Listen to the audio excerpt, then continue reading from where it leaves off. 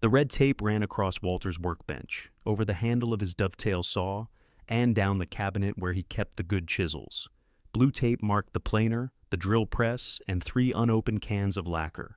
On Nora's desk, the customer ledger lay open beneath 2 highlighters, half its name striped red and half blue. Mrs. Delaney stood in the doorway holding her purse against her coat. She had come to collect a mahogany tea table Walter had repaired before he died. Grant had already placed it beside the red-tagged wall. "So, I'm yours now?" she asked him. Grant glanced at the ledger. D through L. "Yes, ma'am." Mrs. Delaney looked at Miles, who was winding blue tape around the delivery dolly. "And if I don't want to be his?" Miles gave an uncomfortable laugh. "You two can work that out." "No," she said. "I mean, if I don't want to be either one's." The brothers stopped. Mrs. Delaney turned to Nora. "Who do I pay?" Nora could feel all 3 of them waiting for an answer. Walter had been buried 4 days ago.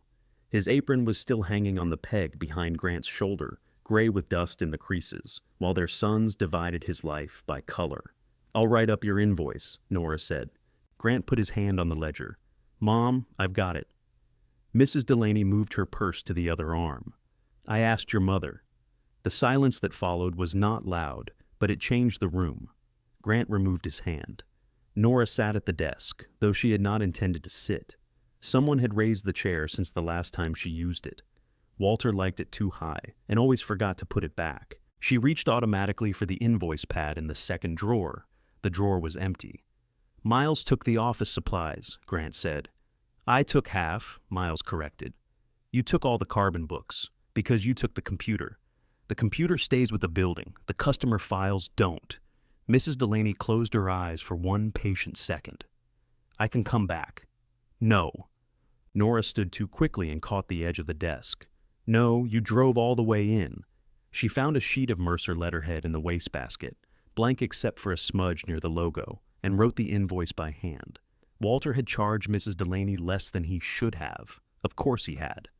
The woman had brought him that tea table after her sister died, and Walter had spent 3 afternoons rebuilding a foot nobody would ever see. Mrs. Delaney counted out the money, then she placed an extra 20 on top. "He forgot the rush fee," Grant said. "There wasn't a rush fee," Nora said. "There is now." Mrs. Delaney picked up the 20 and handed it directly to Nora. "Then this is for you." Nora almost pushed it back. Pride was a strange thing to discover while standing beside a trash can with your dead husband's name printed on it. She folded the bill once and put it in her coat pocket. Grant carried the tea table to Mrs. Delaney's car. He was careful with it. That was the trouble with Grant. He could be careful in ways that made Nora doubt every unkind thought she had about him. Miles watched from the doorway, rubbing adhesive from his thumb. That went well. "You labeled her," Nora said. "I labeled her account. She isn't an account." "Mom?" He drew the word out, not cruelly, almost tenderly. "You know what I mean." She did know what he meant. That did not help. Outside, Grant tucked a blanket around the tea table and tied the trunk lid down with twine. Mrs. Delaney touched his sleeve before getting into her car. Grant bent to hear her, then nodded. When he came back inside, his face was set. "What did she say?" Miles asked. "She said my father would be ashamed." Miles winced. "People say things after funerals." She didn't say it at the funeral. Nora crossed to Walter's apron. She meant only to straighten it, but when her fingers touched the canvas, a small cloud of wood dust lifted into the light. For one foolish instant, she expected to hear Walter coughing from the back room.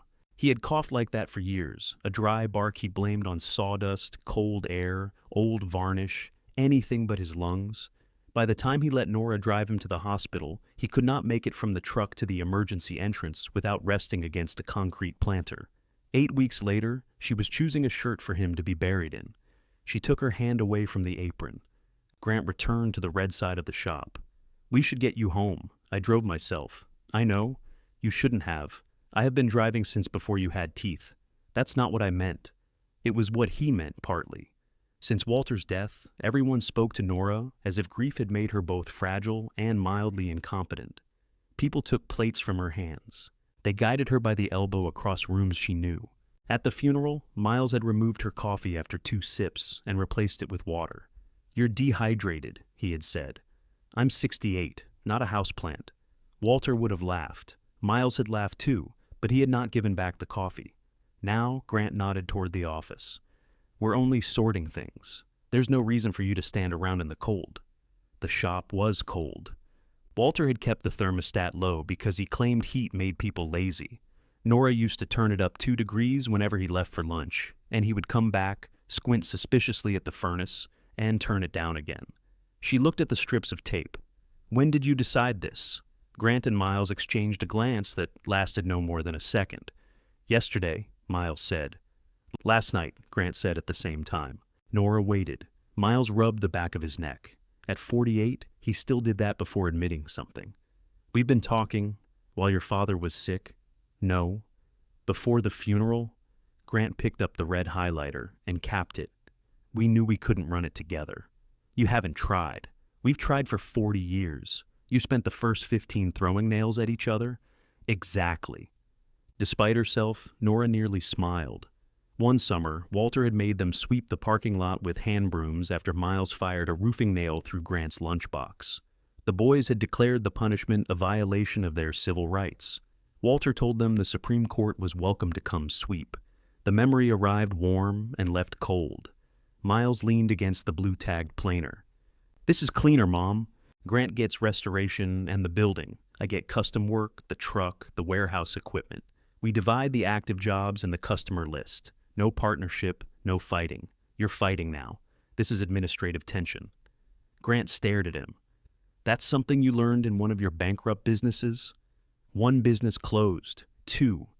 The debt company was a restructuring. It restructured into a vape store. Nora pressed 2 fingers to her temple. Enough. They stopped. They had always stopped for her faster than they stopped for Walter.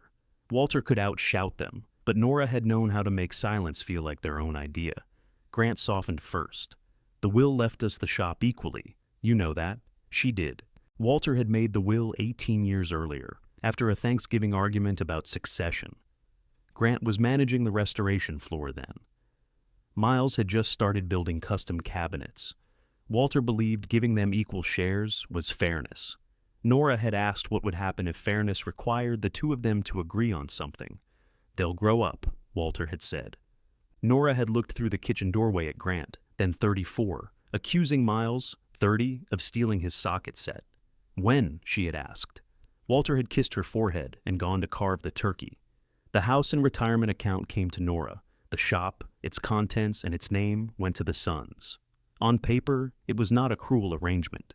The house was paid for. The account was modest but sufficient if the market behaved and the furnace did not die. Walter had assumed Nora would be relieved to leave work behind. Everyone had assumed that. What about the unfinished pieces? She asked. Divided by category, Grant said. Deposits? Same. Warranty work? Grant hesitated. Miles said, whoever gets the original customer. And how do you know who that is? He pointed to the ledger. Nora walked to the desk and turned it toward herself. Red and blue lines ran through 38 years of names. Some were crossed out because the customers had died. Some had new addresses penciled in. Beside Edith Carraway's name, Nora had written, Call louder, hearing aid. Beside Sam Beecham's, Walter had drawn a tiny skull after the man brought in the same collapsing rocker for the 4th time. You divided them alphabetically? Cleanest way, Miles said. The Mercers are blue. Both sons looked at the page. Congratulations, Nora told Miles. You got us. He laughed before he could stop himself. Grant did not. We're trying to preserve what Dad built, Grant said. The sentence landed badly because it sounded so sincere. Nora closed the ledger. Your father didn't build this alone. I didn't say he did. You never say I did. Grant's face changed, only slightly. She saw the hurt before he put impatience over it. Mom, nobody's dismissing what you did. You kept the books. You handled customers. You made this place function. But you don't need to keep doing that now. What if I want to? Neither son answered. It was not that they had no response. It was worse. The question had never occurred to them. A truck passed on the street, rattling the front windows. Somewhere in the back, water ticked through the old pipes. Nora looked from Grant to Miles and saw 2 middle-aged men wearing versions of Walter's stubbornness, with none of his talent for making it charming. Miles stepped forward. You've had 2 months of hell. You sat beside Dad every day. You barely slept. Let us take this. Take this. As if the shop were another bedpan, another insurance call, another bag of Walter's clothes she had not yet opened. Grant reached for her coat from the hook near the door. He held it out, and because refusing would have turned the moment into a scene, Nora put it on. "I'll finish tomorrow," she said. Grant busied himself with her collar. "Finish what?" "The Benson estimate. The dining set needs 6 yards, not 5. The repeat on that fabric is enormous." "We canceled that order," Miles said. "Too fussy for the margin. Mrs. Benson has been waiting since October. She'll understand." "No, she won't." Grant opened the door. Cold air moved through the shop, carrying the smell of rain and traffic. "Go home," he said gently. "We'll handle the customers." Nora looked once more at Walter's apron. Then she walked out before either son could take her arm. At home, the silence met her in the front hall. Walter's shoes remained beneath the bench, toes pointed toward the door. She had told herself she left them there because the donation bag was full. It was a poor lie, but it had lasted 4 days. She made coffee and drank it standing at the counter. No one replaced it with water. The freedom felt mean and unsatisfying. At 3:15, her telephone rang. "Nora?" a woman said. "It's Edith Carraway. One of your boys called and said I belong to the other one now." Nora closed her eyes. "Grant and Miles are reorganizing," she said. "It may take them a little time." "I don't mind time. I mind being handed around. Walter said you'd come, look at my dining chairs." "I remember. Am I still allowed to ask you?" Through the window, Nora could see Walter's empty bird feeder turning slowly in the wind. "Yes," she said. "You're allowed." "Good," Edith said. "Because apparently I've been assigned to someone named Mercer Custom Interiors, and it sounds like a place that sells pillows with words on them." Nora pulled a pad from the kitchen drawer. "Which chairs?" "The 6 walnut ones. Green seats. You told me that green was making everyone look sick." "I said it was making the room look sick." "Well, I live in the room." Nora smiled despite herself. "I can stop by tomorrow morning. Your boys won't mind?" The question made her look at the dark telephone cord coiled around her fingers. "They're sorting things out." Edith lowered her voice, though there was no one in Nora's kitchen to overhear. Sorting is what people call it when they don't want to say fighting. "I'll see you at 10. After they hung up, Nora wrote Edith dining chairs on the pad. Beneath it, she added 6 yards, then crossed that out and wrote 7. Edith liked patterns large enough to be seen from the next county. The telephone rang twice more before supper. Sam Beecham wanted to know which son had his rocker. Nora told him Grant. Sam said Grant had told him the rocker was Miles's because it involved replacing 2 spindles and therefore counted as custom work. "What does he call the rest of it?" Sam asked. "A horse?" "Let me call them."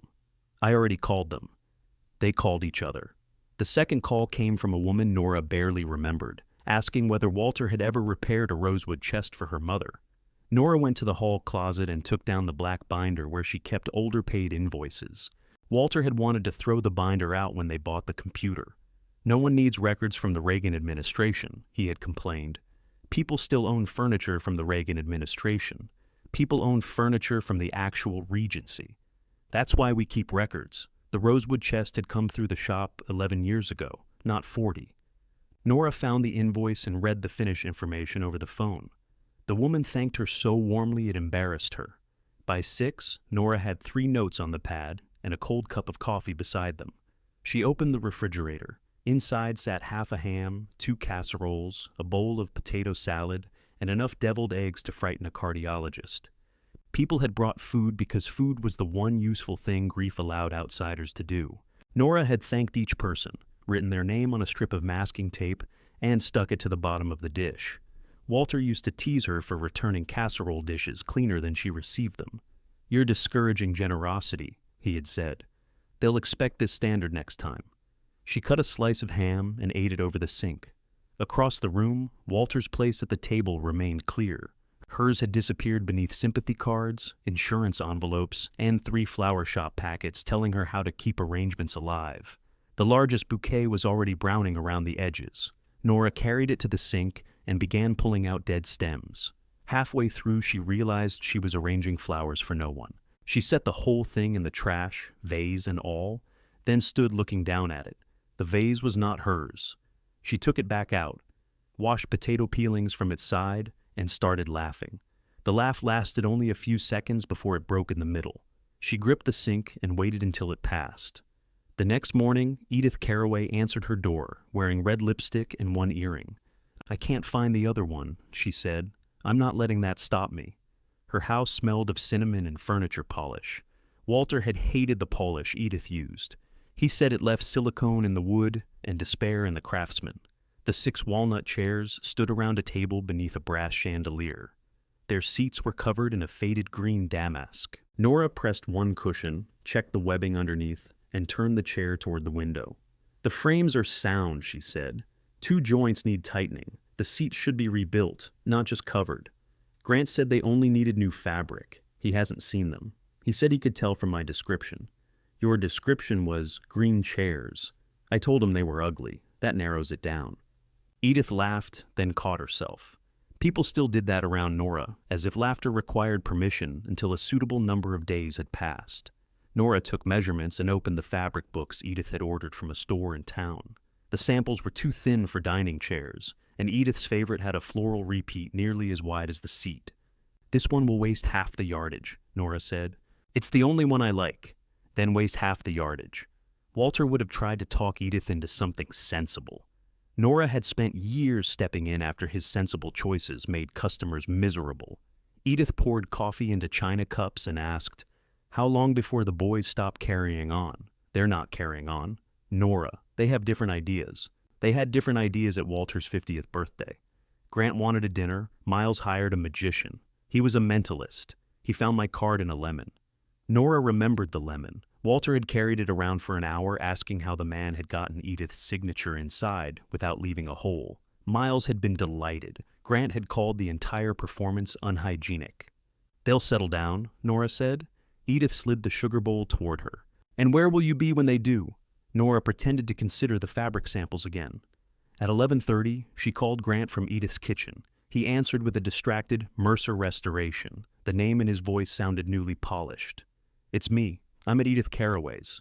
A pause. "Why?" "Her dining chairs. Walter had promised to look at them. I spoke to her yesterday. She said she'd think about the consultation fee. Your father didn't charge her one. Dad didn't charge anybody for anything until work was piled to the ceiling. She has 6 chairs. 2 need regluing. All 6 need new webbing and foam. I'll give you the measurements. You don't need to do estimates for me. I already did." Another pause, longer this time. In the background, something clattered and Grant swore away from the phone. "Are you all right?" Nora asked. "Fine." One of the casters came off the finishing rack. "The left front one?" "Yes. It's been shimmed with a paint paddle since March." "Great."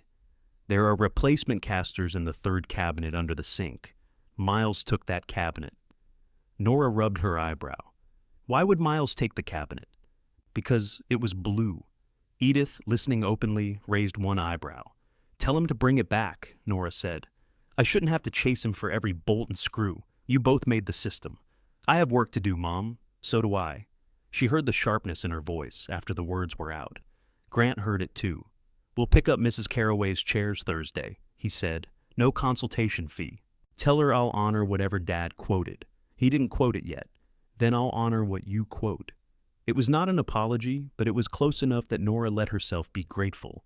She worked the numbers at Edith's secretary desk, accounting for fabric waste and 2 hours of frame repair. When she gave Edith the estimate, Edith looked at it and said, "That's less than Grant's." He hadn't seen the chairs. He also wanted to sell me 4 new ones. 6. I only liked 4. Nora packed her tape measure. He's trying to make the business profitable. Was it not profitable before? It could have been better. So could my first husband. I didn't turn him into a lamp. At the door, Edith touched Nora's wrist. "You don't have to make excuses for grown men. I'm not." "Then you've gotten very good at it by accident." Grant collected the chairs on Thursday. He arrived precisely at 9, brought clean blankets, and tightened a loose knob on Edith's front door without being asked. When Edith told him which fabric she wanted, he did not argue. Nora watched him carry the last chair to the van and thought that perhaps she had judged him too quickly. Then he opened the passenger door and handed her a cardboard box. "What's this?" "Your personal things from the office." On top lay her ceramic coffee mug, the one with a faded cardinal. Under it were 2 sweaters, a bottle of hand lotion, reading glasses she had been looking for, and a framed photograph of Walter asleep at his desk with a fabric sample stuck to his forehead. "I was coming in tomorrow," she said. "You don't need to. I need the Benson file. I called Mrs. Benson. Miles has it." "Why does Miles have it?" "Her last name starts with B, but the work is custom. You said you divided customers alphabetically." "We adjusted a few things." Nora shifted the box against her hip. "I also need my sample boards. Those belong to the shop. I made them. With shop materials." The cardboard edge pressed into her forearm. Grant saw it and reached for the box. "I've got it," she said. His hand stopped in the air. "Mom, I'm not trying to be difficult. I need clean lines here. If you keep walking in, giving quotes, telling customers how we used to do things, they're going to expect me to run Dad's business exactly the way he did. You put his name on the door. It's my name, too." Edith was visible through the front window, standing behind the curtain with her one-eared dignity and pretending not to watch. Nora lowered her voice. "Those sample boards are mine." Grant exhaled through his nose. "Come by tomorrow. We'll sort out what's personal. I still have a key." He looked toward the van. Something cold moved through her that had nothing to do with the weather. "You changed the lock. We had to. Miles still had keys, and the insurance company wanted an updated access list." "Am I on it? You don't work there anymore." Nora stared at him. Grant's face tightened. "That came out wrong." It was a short sentence. "I'm trying to protect you." "From fabric? From this?" He gestured between them, then toward the chairs, the van, the invisible shop down the street. "Dad died 4 days ago, and you're already running around measuring furniture. You need time to grieve. What do you think I was doing while I sat beside him for 8 weeks? That's not the same. No, it was harder." He looked away. Nora could see the adult he had become and the exhausted boy he had once been, both standing in the same expensive work boots. She wanted to touch his face. She wanted to set the box down in the road and let a truck flatten everything inside it. Instead, she said, "The left rear chair has a split under the seat rail. Don't clamp it too tight, or you'll open the old repair." Grant nodded before he could stop himself. She walked to her car. At home, the telephone was ringing when she carried the box through the kitchen door. She set it on Walter's chair and answered. "Nora, thank goodness," Sam Beecham sounded out of breath. "Both your boys say the other one has my rocker." She looked at the cardinal mug lying on its side among her things. "Where is it now?" "In the back of my station wagon." "You took it out of the shop?" "They left it by the loading door. I figured that meant it was ready." "Sam, it has one arm, I noticed." Nora closed her eyes. "I'm bringing it to your house," he said. "You can tell me which one gets me. Do not bring that broken rocker here." A car horn sounded outside. Sam said, "Too late." Sam's station wagon idled at the curb with one rear door held shut by a bungee cord. He leaned across the passenger seat and waved through the windshield, as if Nora might not recognize the only wood-paneled Buick left in the county. She opened the front door, but stayed behind the storm door. "I told you not to bring it, and I told Walter not to use oak for the replacement spindle last time. We both have a history of being ignored." Sam climbed out. He was 76, broad through the shoulders, and moved with the careful confidence of a man who had already fallen badly once and did not intend to give gravity another free opportunity. The rocker lay on its side in the back. It was old maple, dark and nearly brown, where hands had polished the arms. Except one arm was missing. Blue tape had been stuck across the seat, and red tape circled the remaining arm. Nora stared at it. They divided the chair. "I believe that's a question for the mentalist. You remember that?" "I remember Edith's lemon." "I was there." Sam opened the tailgate. "Grab the little end." "I'm not grabbing any end. This is not a shop. It has a garage. It has a lawnmower. The chair won't mind." Nora should have sent him away. Instead, she put on Walter's old rain jacket from the coat hook and helped guide the rocker up the driveway. Sam took most of the weight. He always did, then pretended he had not. Walter's side of the garage was crowded with coffee cans of screws, gardening tools he rarely used, and 3 pieces of cherry he had been saving for no project anyone could identify. Nora moved a bag of ice melt, and they set the rocker beside the workbench. Sam stood back. "Looks natural there." "It's staying one night." "Of course. Don't say it like that." "Like what?" "Like you've heard me say things before." He became interested in a jar of washers. Nora pulled the rocker toward the garage window. Walter had removed the damaged arm cleanly. The mortise was empty, the old glue pared back. A small pencil mark beneath the seat showed where he intended to reinforce the joint. "He started the repair," she said. "I know, I paid him, how much?" Sam produced a folded receipt from his shirt pocket. The paper was soft from handling. Nora recognized her own handwriting, dated 3 weeks before Walter went into the hospital. The deposit covered materials and half the labor. "Where's the arm? You tell me. It may be at the warehouse. Which son inherited that part?" Nora gave him a look. Sam raised both hands. "I'm asking for legal purposes." She called Grant from the kitchen, while Sam accepted coffee he had not been offered. Grant said the rocker belonged to Miles because Walter had intended to turn a replacement spindle. Miles reached after 2 attempts, said it belonged to Grant because it was an existing restoration account. "The deposit went into the old business account," Nora said. "Grant controls that," Miles replied. The truck took the chair to the shop. "I control the truck, not everywhere it's ever been." "Do you have the missing arm?" "I have 3 chair arms, maple, flattened hand grip." Walter wrote Beacom under the tenon. "I'll check." Nora heard an electric saw start in the background. "Where are you?" "The warehouse." "Are you wearing ear protection?" "Mom, that means no. It means I'm 48. You'll still be 48 when you lose your hearing." Miles lowered his voice. "I'm trying to get a built-in finish by Friday." Grant took the biscuit joiner, half the clamps, and the dust collection hoses. "I'm doing 6 days of work with 4 days of equipment. You agreed to the division. I agreed before. I knew he was counting things he bought with company money as personal. Bring the rocker arm if you find it." "What am I supposed to do with it?" "Put it back on the rocker. That's Grant's job. Your father's customer already paid." "To the old business." It was the only business. Miles was silent. In the kitchen, Sam blew across his coffee and watched Nora without appearing to. "Fine," Miles said. "If I find it, I'll bring it by." "When?" I said if. He hung up. Sam took a sip. "You sound good behind a desk. I'm standing by the stove. Still good. You are not leaving that chair here." He looked toward the garage. "You know, after my wife died, I didn't go into the bedroom for 6 months." Nora stopped. Sam's wife had been gone 9 years. He usually mentioned her by name, Louise, and only in stories that made her sound alive enough to be out buying groceries. "What did you do with your clothes?" Nora asked. "Wore the same 2 shirts. People thought I'd joined a cult. You always wear those shirts. That helped." He put down his cup. "I'm not telling you what grief is supposed to look like. I'm telling you everybody else will try. I am aware. Grant thinks you should sit still. Miles thinks you should answer his phone. Edith thinks you should overthrow the government. Edith has always thought that. What do you think?" Nora opened the dishwasher, though there was nothing to put in it. "I think your rocker is staying one night." Sam left it for 4. Miles arrived on the second evening carrying a paper grocery bag and the wrong chair arm. The arm was oak, heavily carved, and had the name Pritchard written beneath the joint. "It looked maple in the warehouse," he said. "It looked maple in the dark?"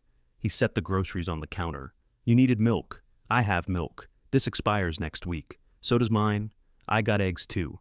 Nora took the eggs from the bag. 2 were cracked. Miles noticed at the same time. "That feels symbolic. It feels like you set lumber on the groceries." He opened her refrigerator, saw the funeral food, and whistled. "You could feed a softball team. Take a casserole. Which one is good?" "They're casseroles, Miles. No one knows." He smiled. Miles had always been the son who could make her laugh when she meant to stay angry. As an adult, he sometimes used the gift like a lockpick. He went to the garage and examined Sam's rocker. He crouched, ran his thumb over Walter's pencil mark, and tested the remaining arm. "He was going to pin the joint," he said. "Yes. I can turn the spindle, if Grant does the rest." "Why can't you do the rest?" "I can. I'm not doing unpaid warranty work while Grant sits on the deposit." "It isn't warranty work. It wasn't completed." "Exactly. The old company owes the work." "And who is the old company?" Miles stood. "According to Grant, him. According to every bill, me." He looked older in the garage light. There were gray threads through his hair Nora had not noticed at the hospital. He had spent those weeks driving between the warehouse and Walter's room, bringing tools Walter asked for and could no longer hold. Grant had handled the nurses, the insurance forms, and the quiet conversations in hallways. Nora had been grateful to both of them. She still was. Gratitude complicated anger in ways anger did not appreciate.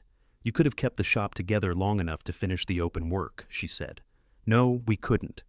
You didn't try? Grant already had signs ordered before Dad died. Nora looked at him. Miles' mouth tightened. Forget I said that. When? I don't know. You just said. I saw the invoice on his desk. Maybe he was planning ahead. Was your father still conscious? I don't know, Mom. Yes, you do. Miles turned the wrong chair arm in his hands. He'd stopped talking. The garage seemed to contract around them. Nora pictured Walter in the hospital bed, his lips dry, his hands restless on the blanket. Grant had sat beside him one afternoon, scrolling through his phone.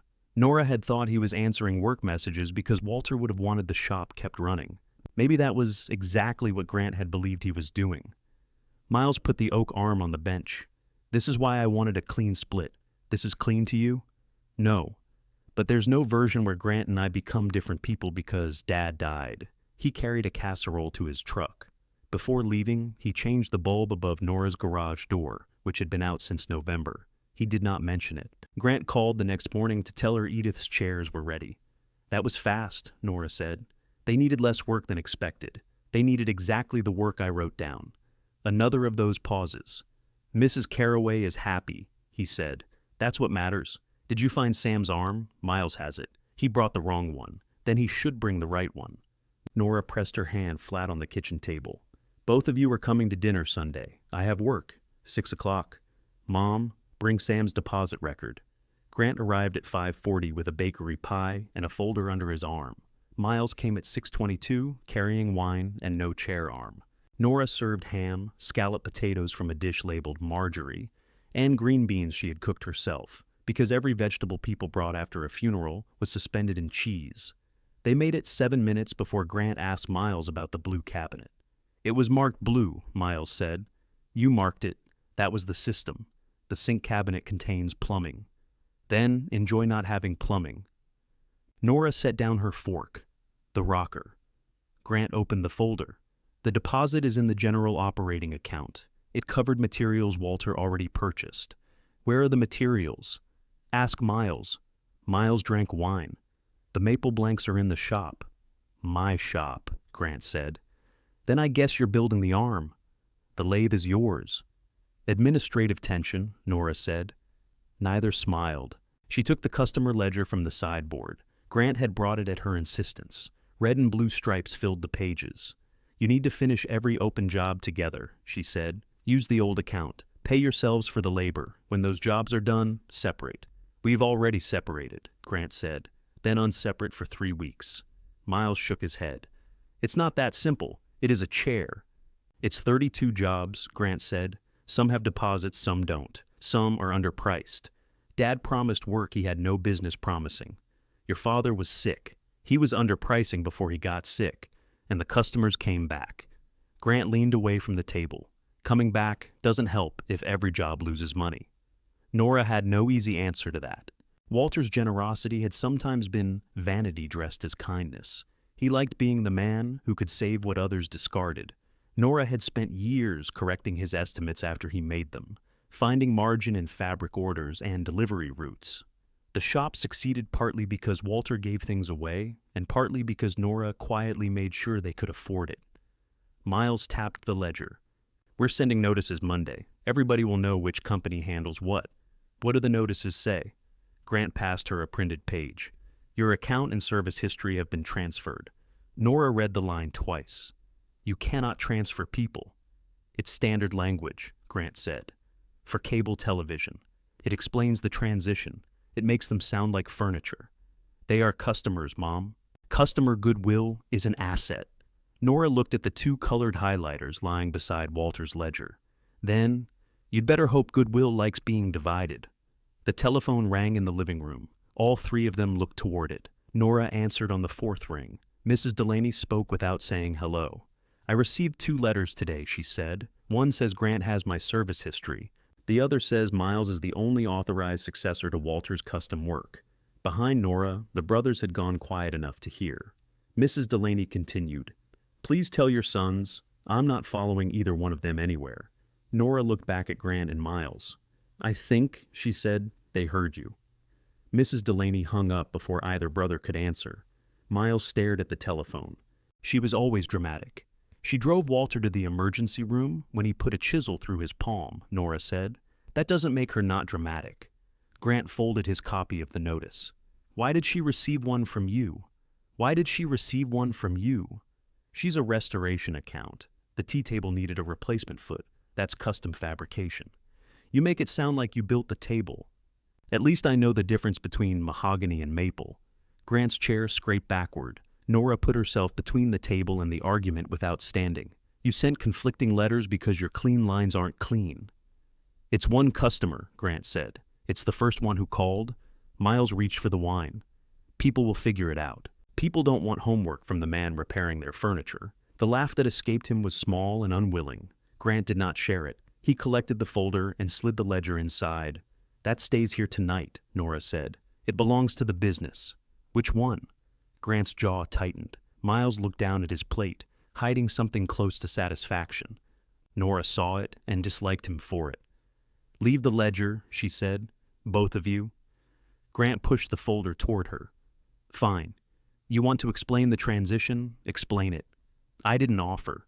You're already taking their calls. They have my home number because I've had the same one since 1982. You could tell them to call the shop. Which shop? Grant stood.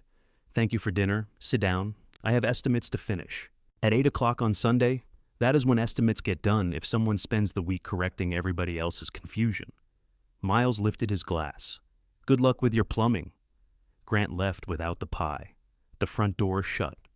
Nora could hear his truck start, then idle at the curb longer than necessary. Grant always warmed an engine as if machinery rewarded courtesy. Miles carried 2 plates to the sink. He'll cool off. That sentence has been wrong for 40 years. He cools off. He just retains the records. Nora brought the serving dishes into the kitchen.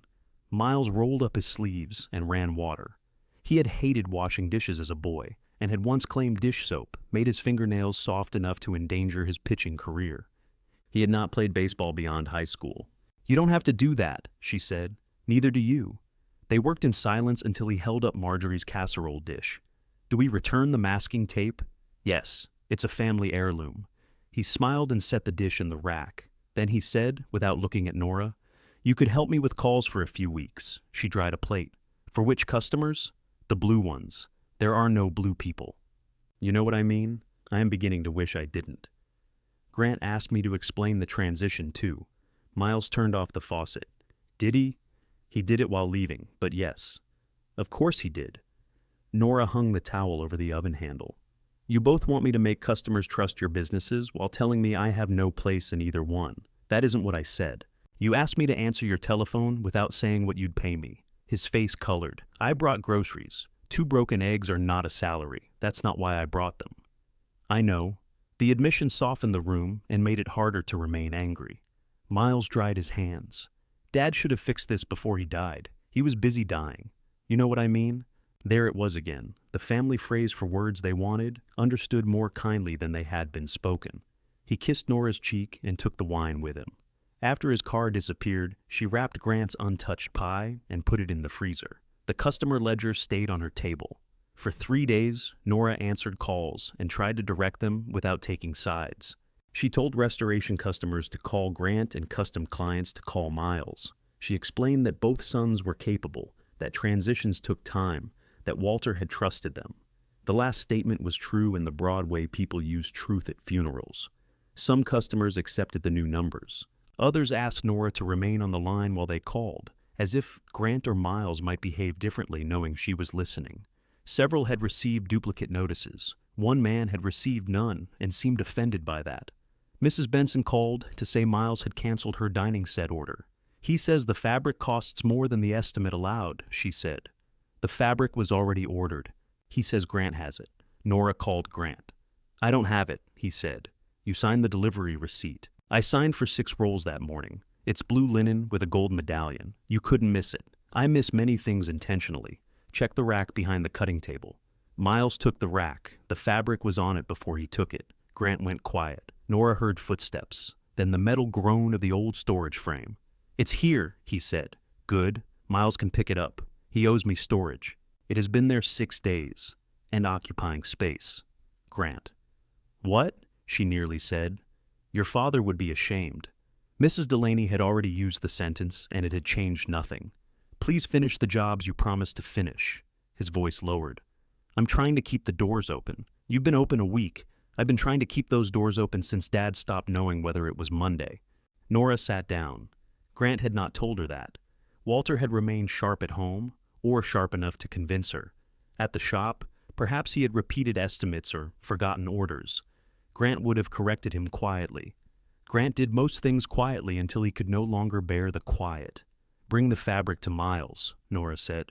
I can't keep cleaning up his work. It was your father's work. It became mine when everyone else went to the hospital. He hung up. The next morning, Nora drove to Mercer Restoration at the time Grant had approved. Her old key was still on her ring, unnecessary weight she could not make herself remove. A new brass lock shone in the front door. Inside, the red tape was gone. The front room had been rearranged, with 3 restored pieces displayed beneath track lights Grant had installed himself. Price cards stood beside them. The room looked cleaner, more expensive, and less like Walter might walk through it with a pencil behind his ear. June Alvarez was rubbing finish into the top of a cherry dresser. She wore blue nitrile gloves and had her silver hair tied back with a bandana. There she is, June said, opening her arms. Nora accepted the hug, careful of the gloves. I heard you'd been released into the wild. I've been retired by committee. June glanced toward the back room. Dangerous thing. A committee. Grant came out carrying Nora's sample boards. He had tied them with twine. These were built from discontinued fabrics, he said. I can't use them anyway. Thank you. I put your old pricing notes in there too. That surprised her. Those belong to the business. They're your handwriting. June looked down at the dresser, giving them privacy, so obviously it had the opposite effect. Grant's shop apron was new, dark canvas without a mark on it. Nora wanted to tell him it would soften after a few washings. Instead, she asked, Did Mrs. Benson's fabric get to Miles? Ben picked it up. Good. He also took 4 of my clamps. Less good. Grant crouched to straighten the twine around the sample boards. Do you know where Dad's black notebook is? The small one with the elastic band. The stain formulas. Walter had begun carrying the notebook to the hospital after he'd lost confidence in his memory. He would wake at night and ask Nora to write down a ratio of burnt umber to raw sienna, then fall asleep before explaining which job it belonged to. The notebook was in his briefcase at home beneath his discharge papers. What do you need? The Hastings Hotel paneling. They want a repair in the lobby. Walter mixed that stain in layers. I know. That's why I need the formula.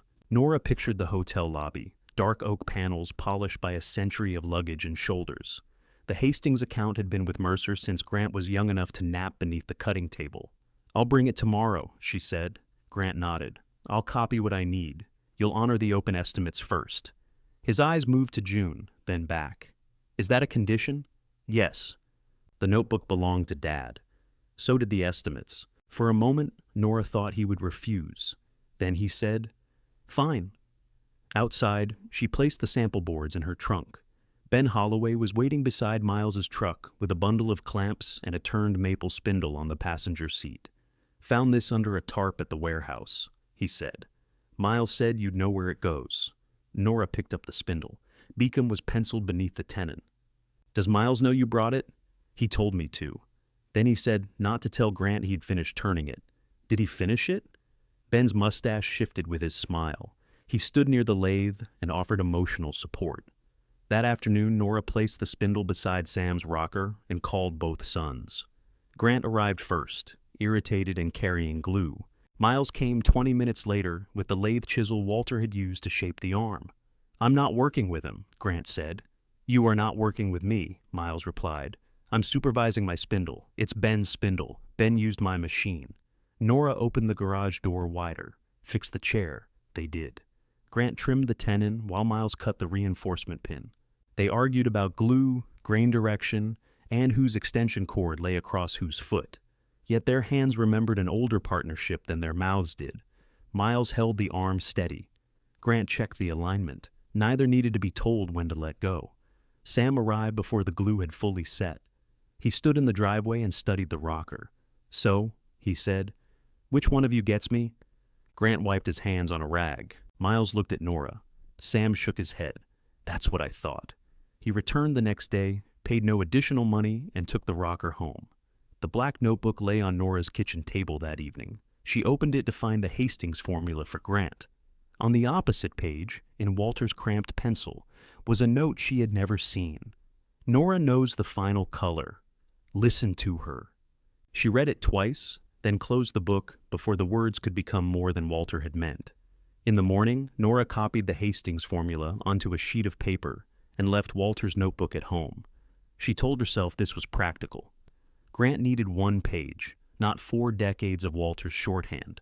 He would not know that a circled S meant satin sheen, except on the pages where it meant Sam, and sometimes sand. Walter had trusted context more than language. Nora found Grant in the finishing room with 3 sample boards lined across a bench. June stood under the fluorescent light, comparing them to a narrow strip of oak removed from the Hastings lobby. All too red, Nora said. Grant did not look up. Good morning. Good morning. They're still too red. June moved the boards closer to the window. I said the middle one was close. It's close in this light. The hotel has lamps. The hotel also has windows. Grant took the page Nora handed him. Dad wrote 2 parts burnt umber. That's the base coat. It says final. It says finish. He shortened everything. Grant looked at the copied formula, then at her. You could have written that down. I just did. June turned away to hide a smile. Grant laid the formula beside the sample boards. The hotel wants the repair done tonight. We're replacing a section near the reception desk. I can't keep making samples. Take the middle one outside. It's raining. The hotel has windows when it rains too. He carried the board out the loading door. June removed her gloves and flexed her fingers. How are you? Nora asked. Employed until lunch, as far as I know. Nora glanced toward the open door. What does that mean? It means Grant and his calculator had a private meeting yesterday. He said something. He asked if I'd consider switching to contract work, paid by the piece. That's not the same as being employed. His calculator knows. Grant returned with the board. It's purple outside. Nora did not say anything. He set it down harder than necessary. What takes out the red without muddying it? A thin green wash. That'll turn it brown. It's wood, Grant. Brown is within the acceptable range. June coughed into her fist. Grant stared at the sample. Then he reached for a mixing cup. Show me. Nora measured the pigment while he poured solvent. His movements were careful and clean, like Walter's when Walter knew someone was watching. Grant had talent. He also had the unfortunate habit of becoming less teachable whenever he most needed to learn. Too much, she said. I haven't poured it. You're going to. He adjusted the angle of the can. Happy? No, but the stain might be. June laughed openly this time. They brushed the wash over the sample, waited, wiped it back, and carried the board outside. Under the gray daylight, the repaired section vanished against the original strip. Grant turned it in his hands. Dad never wrote down the green, he said. He didn't have to. The sentence came out before Nora could soften it. Grant looked toward the shop floor. You should come to the hotel tonight. I'm not working there. You know the color? I just showed you. Old oak changes under their lights. You always did the final check. June watched them both. Nora heard Walter's note in her mind. Listen to her.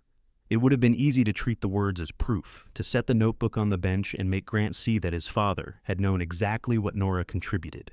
Instead, she said, What would you pay me? Grant blinked. For a color consultation, Nora continued. You charge customers for those now. June looked down at her hands. Grant's face went through surprise, injury, and calculation. I thought you wanted to help finish Dad's open work. I do. That doesn't make my work free. The words did not feel triumphant. They felt embarrassing, like discussing the price of a gift.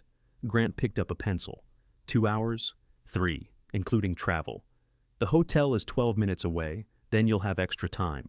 He wrote a figure on the bottom of the formula page and turned it toward her. It was fair. Nora nodded.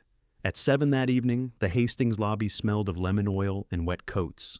Grant had replaced the damaged oak section so neatly Nora could find the seam, only because she knew where to look.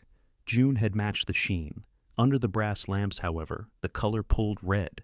Judith Hastings, who managed the hotel with the calm severity of someone overseeing 100 rooms and trusting none of their plumbing, stood with her arms folded. It looked right in the photograph, Grant said. Everything looks right in photographs, Judith replied. That's why people use them for dating. Nora crouched beside the panel. The wall near the entrance had absorbed decades of winter salt and cigarette smoke from years when the lobby still kept ashtrays. Walter's formula matched the protected wood, not the wood around the repair. It needs a smoke glaze, she said. Grant crouched beside her. We don't have that here. June packed raw sienna and black. How do you know? Because June thinks ahead. They adjusted the surface in thin layers. Grant feathered the edges while Nora checked from the lobby entrance. At 9:30, the repair disappeared into the wall. Judith walked past it 3 times. That'll do. Grant began packing the supplies. Judith turned to Nora. I've got a walnut desk upstairs that needs looking at. Grant can make an appointment. I asked Grant last month. He wanted a consultation fee before seeing it. That is how he prices his time. I'm willing to pay you. Grant stopped winding an extension cord. Nora felt the line beneath the conversation. Judith was not bargaining over a fee. She was choosing a person. Mercer Restoration handled the panel, Nora said. Grant did the repair, and you made it match. We did it together. Judith studied her, then handed Grant her card. Call me about the desk. Outside, rain ticked against the loading awning. Grant placed the supplies in his van without speaking. You did good work, Nora said. I know. The seam was clean. I know that too. She buttoned her coat. Then what are you angry about? I'm not. Your father had that same jaw. He cracked a molar denying he was upset. Grant shut the rear doors. Every customer asks for you. Not every customer. They look past me like I'm the delivery boy. You were the delivery boy for 12 years. I'm 52. Then stop competing with a dead man and a retired woman. His eyes flashed. Are you retired? Nora had no answer ready. Grant leaned against the van. Rain darkened one shoulder of his jacket. You say you're not part of the business, he said. Then you tell me how to price, which jobs to take, who to employ. You negotiate a consulting fee to help with Dad's promise, and the minute the customer likes you, you hand her back to me like a favor. I was trying to support you. It doesn't feel like support. What would? He looked toward the hotel doors. I don't know. The honesty took the anger out of her. Grant drove her home, waited until she unlocked the door, and refused the money she offered for gas. The next afternoon, he placed a check for 3 hours of consulting in her mailbox. Miles heard about the Hastings job from Ben. He called Nora while she was returning sympathy cards to the mantel after dusting. So, you're consulting now. I helped Grant match a stain. You said you weren't working for either of us. He paid me. I could pay you. Yesterday you wanted me to make telephone calls in exchange for damaged groceries. That was before I knew you had an hourly rate. Nora put down the dust cloth. What do you need? A client wants a reproduction sideboard to match one her parents bought from Dad. I need the original dimensions. Check the old order books. Grant has them. The blue copies should be in the warehouse. They're incomplete. Then ask Grant. He wants $80 for archive access. Despite herself, Nora sat down. He wants what? He says the records belong to his business. He told me the customer files belong to the building. You told me they belonged with the truck. That was before the transition. You have both been in transition for nearly 2 weeks and already created a border dispute. Miles did not laugh. Do you have copies at home? No. Could you call the customer? She remembers you. You're asking me to help sell a piece you haven't designed. I'm asking you to make an introduction. For what fee? Silence answered. Nora shut her eyes. All right, Miles said. I understand. I don't think you do. You're charging family now? You are charging each other to look at your father's records. That's different. You know what I mean? She said, and hung up. The calls from customers slowed after that, but not because the confusion ended. People began making other choices. Mrs. Benson canceled her dining set after Miles increased the price, and Grant tried to bill her for storing the fabric. Sam took a footstool to an upholsterer in the next county. Edith paid for her chairs, praised Grant's workmanship, and told him she would not authorize another job unless Nora did the estimate. Grant stopped mentioning Edith. At the end of the month, June appeared on Nora's porch carrying a paper sack and Walter's old finishing brush. I brought you muffins, she said. Did Grant send them as severance? June's smile tilted. Nora stepped aside. He let you go. He converted me into an independent artisan. What does that mean? It means I can come in when he has work, use my own supplies, carry my own insurance, and be grateful for the exposure. Nora took the paper sack. The muffins were still warm. He can't match half those finishes without you. He plans to outsource. To whom? Someone with a lower calculator. They sat at the kitchen table. June set Walter's brush between them. Its wooden handle was smooth from decades of use. He told me to throw that away, June said. I thought you might want it. Nora ran her thumb over the ferrule. What will you do? Find work. I've been finishing furniture since before Grant learned not to lick his fingers after touching stain. He did that once. He did it twice. The second time was research. Nora smiled, but anger pressed hard behind it. The telephone rang. A woman introduced herself as Helen Barlow. Her voice was composed until she mentioned her husband, then it thinned around the word late. You and Walter repaired our walnut dining table years ago, she said. It split during my move. Grant told me it would cost more than it's worth.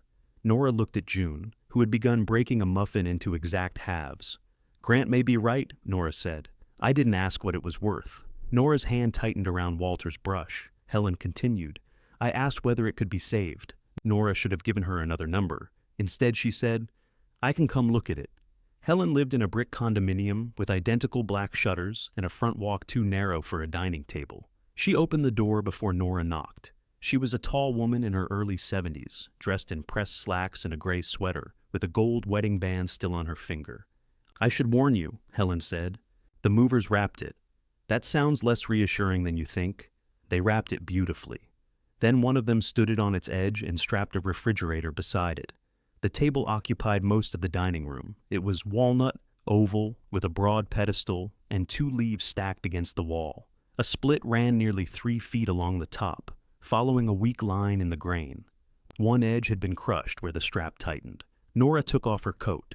June had offered to come, but Nora had said she was only looking. She had brought a flashlight, measuring tape, magnifying lens, moisture meter, and Walter's old brush for no sensible reason. They filled her purse until it pulled on her shoulder. She crouched beside the damaged edge. My husband heard the crack from the front porch, Helen said. When was that? 3 years ago. We moved here after he got sick. Nora looked up. He died in February, Helen said. It took me this long to decide whether I was staying. There was no need to say which illness or how long. People who had sat beside hospital beds recognized one another without exchanging credentials. Nora tested the split. Did you use the table after the move? Every day. Good. Helen seemed surprised. Good? If it survived 3 years of meals, the break isn't moving much. The crushed edge is harder. Grant said repairing it would cost more than buying another table. He was probably right. I own another table. It's in the breakfast room, and I hate it. Nora leaned beneath the top. Walter had repaired one of the leaf supports 12 years earlier. His replacement screw was still bright against the old hardware. Beside it, in pencil, he had written NM4/12. Nora touched the mark. He always put your initials on our jobs, Helen said. He put initials on everything. He once labeled a sandwich. These were yours. Nora straightened slowly. Her knees objected before her back did. The top can be saved, she said. The finish around the repair will have to be blended across most of the surface. It won't look new. I don't want new. There may be a faint line. There are faint lines everywhere. Helen's mouth moved toward a smile, then failed halfway. Nora knew that expression too. Who would do the structural work? Helen asked. I haven't said I'm taking it. You said it can be saved. That isn't the same thing. It is to the person who asked. Nora walked around the table again, calculating without meaning to. The top needed to come off the pedestal. The split required cleaning, controlled pressure, and reinforcement underneath.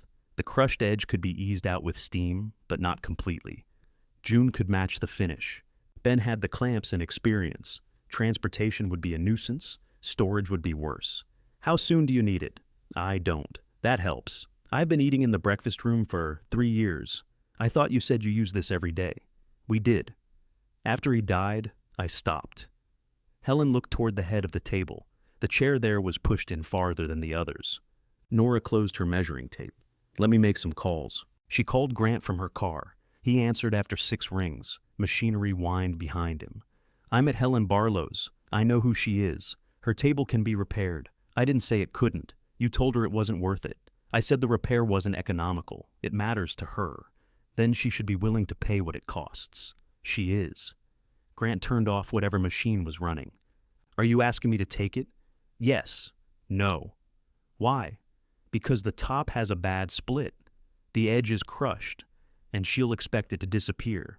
That's 3 days of work for a customer who will complain about the invoice. She didn't complain about Walter's invoices. Dad barely invoiced her. Nora watched Helen move behind the dining room window, gathering coffee cups from a table no one was using. Fine, Nora said. I'll find someone else. Grant's voice changed. What does that mean? It means what I said. Mom, if you recommend another restorer to an established Mercer customer, you refuse the job. That doesn't make the customer available. Available to whom? She is standing in her own house. That isn't what I mean. Nora almost laughed. I know. She called Miles next. He listened to the description and offered to build Helen a reproduction table at twice the likely repair cost. She doesn't want a reproduction. Then I can't help. You have clamps. Grant has the long ones. Ben knows how to repair the split. Ben is working on a commercial installation.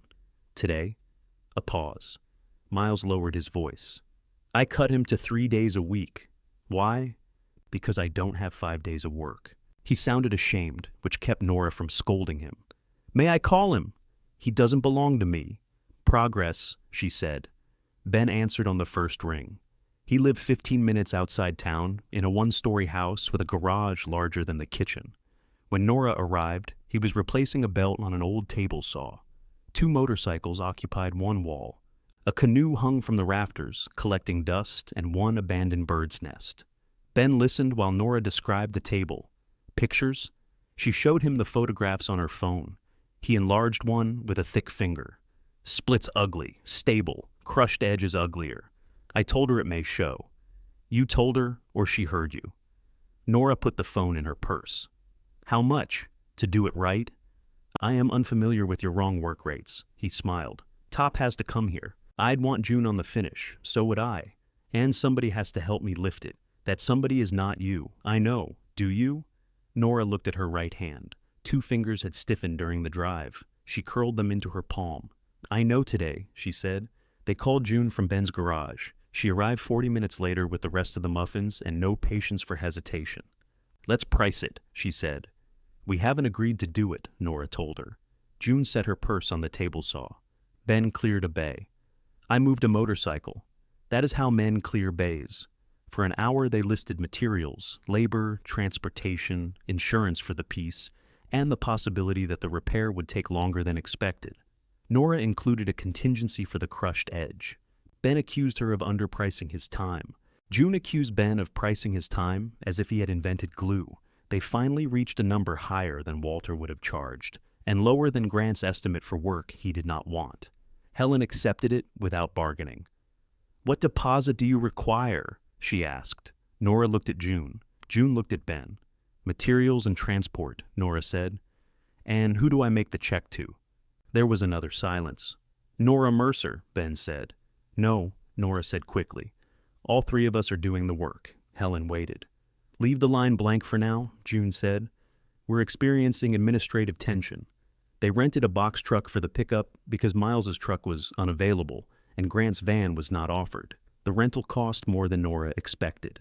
Its loading ramp stuck halfway down, and Ben had to kick the hinge while June offered instructions no one had requested. Helen stood on the front walk hugging her elbows.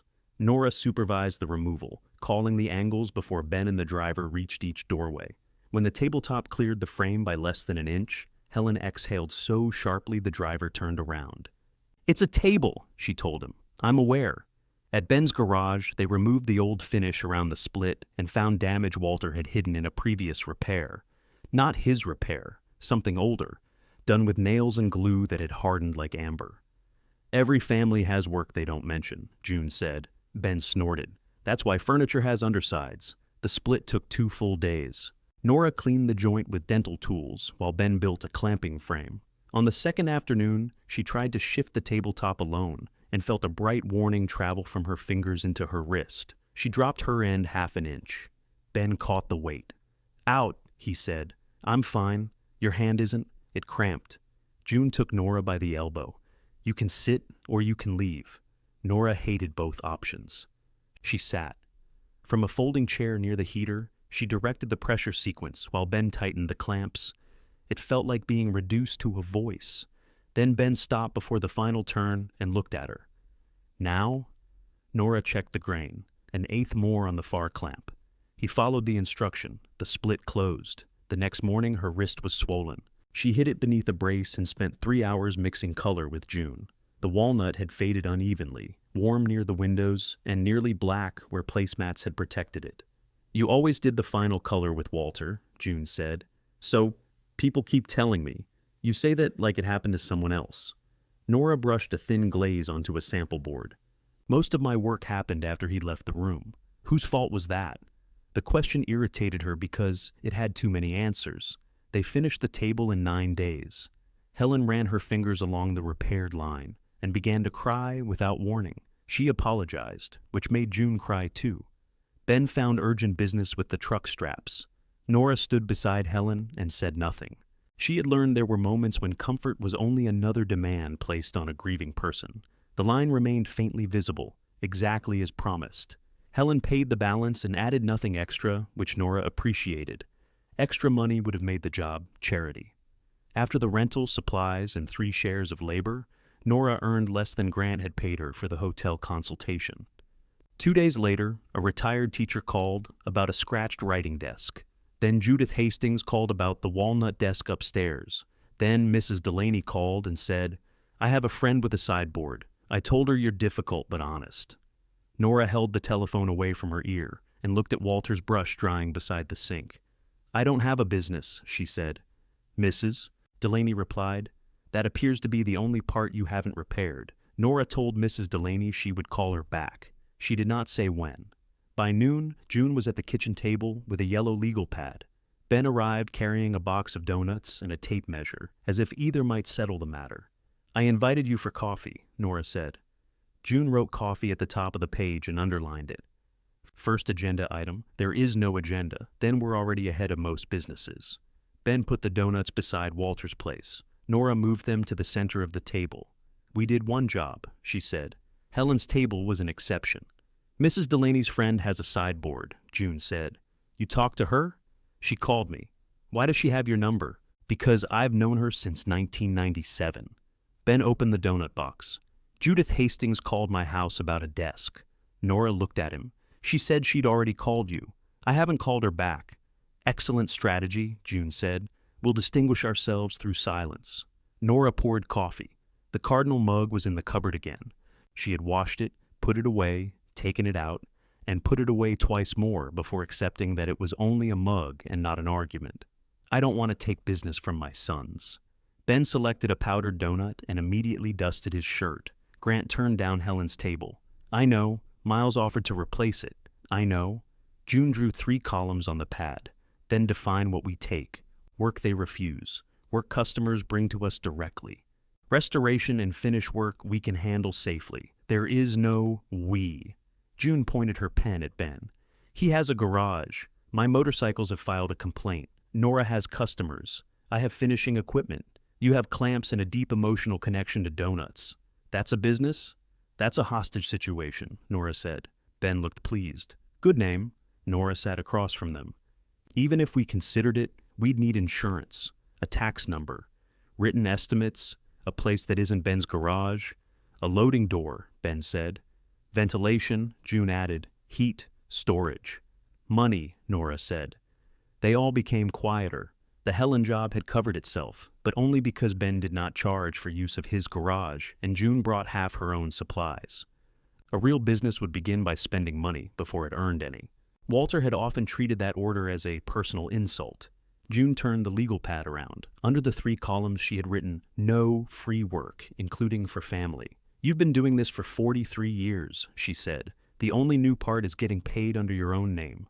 That is not a small part." "No." Ben wiped sugar from his fingers. "We don't have to become a factory, one job at a time. If there isn't enough work, I keep taking hours from Miles. June takes contract jobs. You go home and ignore Mrs. Delaney. No one ignores Mrs. Delaney successfully. Then we've got our first client." Nora looked toward the living room. Walter's black notebook was on the side table beside the sympathy cards. She had still not shown anyone the sentence about the final color.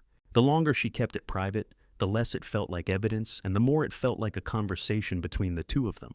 Walter would have worried about the money. He would have loved the idea 5 minutes later. Then he would have filled a rented shop with unprofitable chairs and told Nora there was honor in it. She had loved that about him. She had also spent 4 decades keeping the lights on around it. "I want actual numbers," she said. June turned the page. They spent the afternoon building a budget that became less attractive each time it became more accurate. Ben called an insurance agent. June priced ventilation. Nora listed basic equipment and crossed out everything they could borrow without risking friendship. They agreed that no one would be an employee at first. Each job would pay materials and overhead, then compensate the person who did the labor. Any remainder would stay with the business. "We need someone to manage scheduling and estimates," Ben said. Both he and June looked at Nora. "That person also gets paid," June said. Nora added the line herself. Finding a workspace took 11 days. The first place had beautiful windows and no loading access. The second had a loading door and a roof leak directly above it.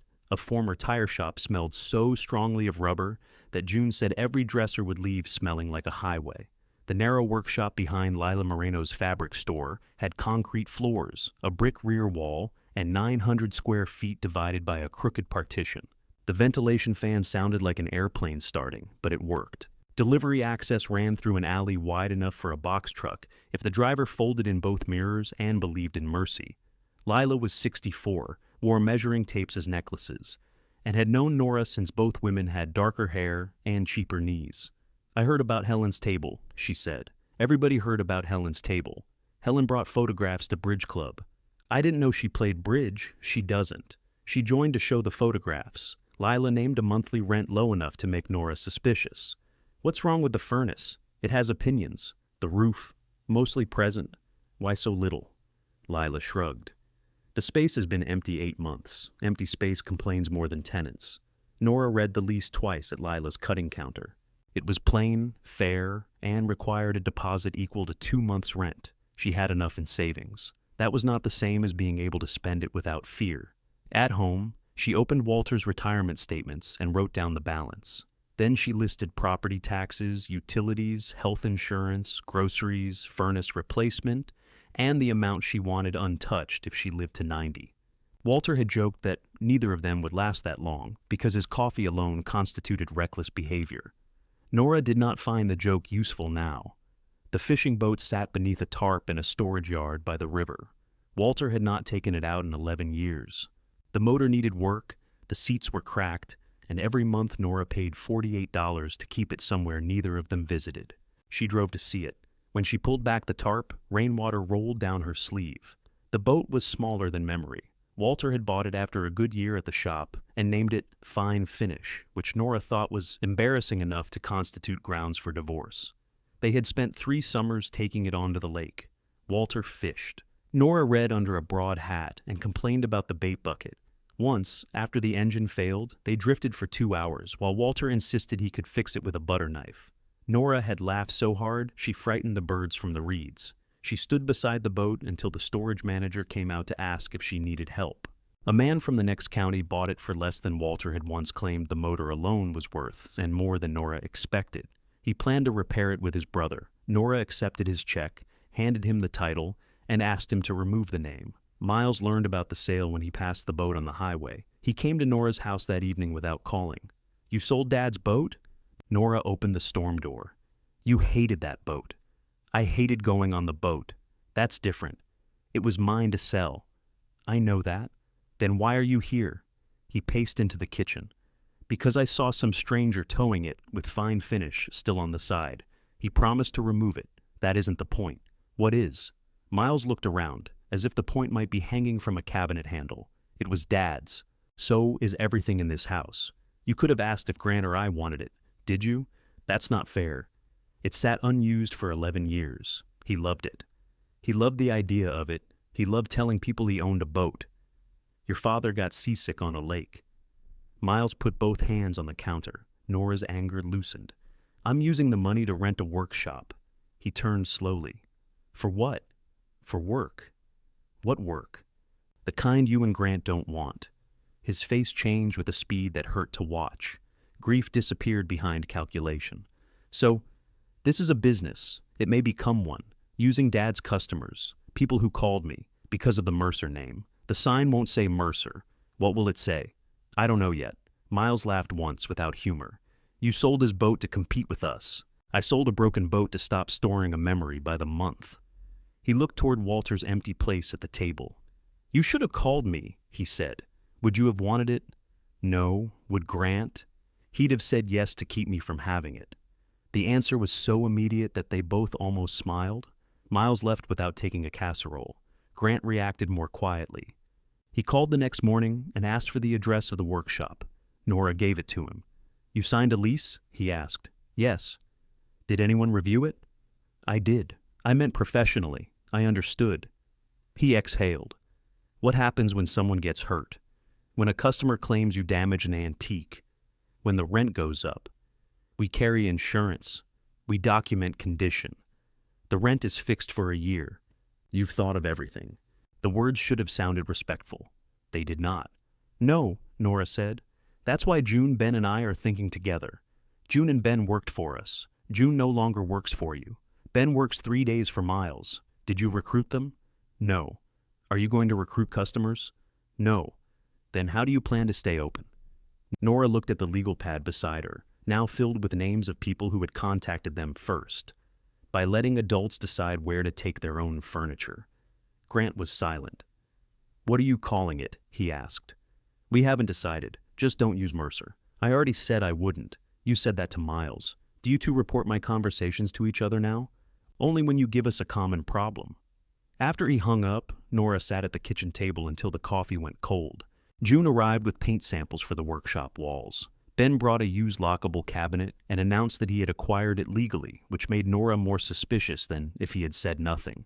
They spent Saturday cleaning. Lila came through the back door with a broom and stayed long enough to strip old tape from the windows. At lunch, the four of them ate sandwiches on overturned buckets. We need a name for the insurance forms, Nora said. Hostage furniture, Ben suggested. No. Good grief restoration, Lila said. Absolutely not. June wiped dust from a patch of brick. Something about old wood. Second growth? Sounds like a medical condition, Ben said. Nora looked at the cherry sample board leaning near the door. Walter had taught the sons to read grain direction before letting them touch a saw. He used to say the second grain, the pattern revealed after a damaged surface was cleaned and worked, was often the one that told you what the wood could still become. Second grain, she said. No one joked. June wrote it on the dusty wall with her fingertip. They opened without a sign because a sign cost money.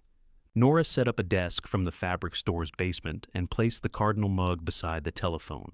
Ben built 2 work tables from salvaged lumber. June arranged her pigments in a second-hand cabinet. The ventilation fan complained, the furnace clicked unpredictably, and the alley smelled faintly of bread from a bakery on the next block. For the first hour, no one came. Nora reviewed their intake form twice. Ben adjusted a clamp that did not need adjusting. June alphabetized brushes, disliked the result, and rearranged them by size. At 10:14, a sedan stopped in the alley. Mrs. Delaney climbed out, opened her trunk, and pointed to a battered sideboard wedged inside. My friend changed her mind, she said. This one is mine. Nora looked at the deep scratch across its top. What happened? Mrs. Delaney shut the trunk. Grant said it needed refinishing. Miles said I should replace it. I said I knew a third person. She reached into her purse and produced Walter's old handwritten invoice for the tea table. I'm not following either of them, she said. So, tell me where you want this. First we take photographs, Nora said. Mrs. Delaney peered into the trunk. Of the damage? Of everything. That way we agree on what was already there. I trust you. That's why we take photographs. Ben brought the rolling dolly while June spread a blanket across the threshold. The sideboard was not especially large, but Mrs. Delaney had wedged it into the sedan with the confidence of someone who considered dimensions a suggestion. How did you get it in there? Ben asked. My neighbor. Where is your neighbor? He says he learned his lesson. They removed the drawers, turned the sideboard carefully, and worked it free with less than an inch to spare. Mrs. Delaney stood behind them, issuing warnings about the bumper. The scratch across the top looked dramatic, but had not gone through the finish. Nora tested a small area with mineral spirits, then ran a fingernail gently across the mark. This doesn't need refinishing. Mrs. Delaney frowned. Grant said it did. It needs cleaning, a little color, and a new top coat. Miles said the veneer was ruined. The veneer is fine. So they lied? No, they looked at it differently. They looked at a photograph.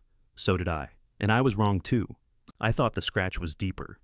Mrs. Delaney studied her. You're not going to criticize them, are you? Not for free. June made a choking sound near the brush cabinet. Nora wrote an estimate. Mrs. Delaney read it twice. That's all? That's the work. Walter would have charged more. Walter would have charged less and complained for a week. Mrs. Delaney signed the intake form. In the box labeled, "How did you hear about us?" she wrote, "I have ears." Nora started a separate ledger that afternoon. She recorded the date, the customer's name, who had initiated contact, whether either son had declined the work, and what Second Grain had said in response. It felt defensive, and she disliked beginning anything from a posture of defense.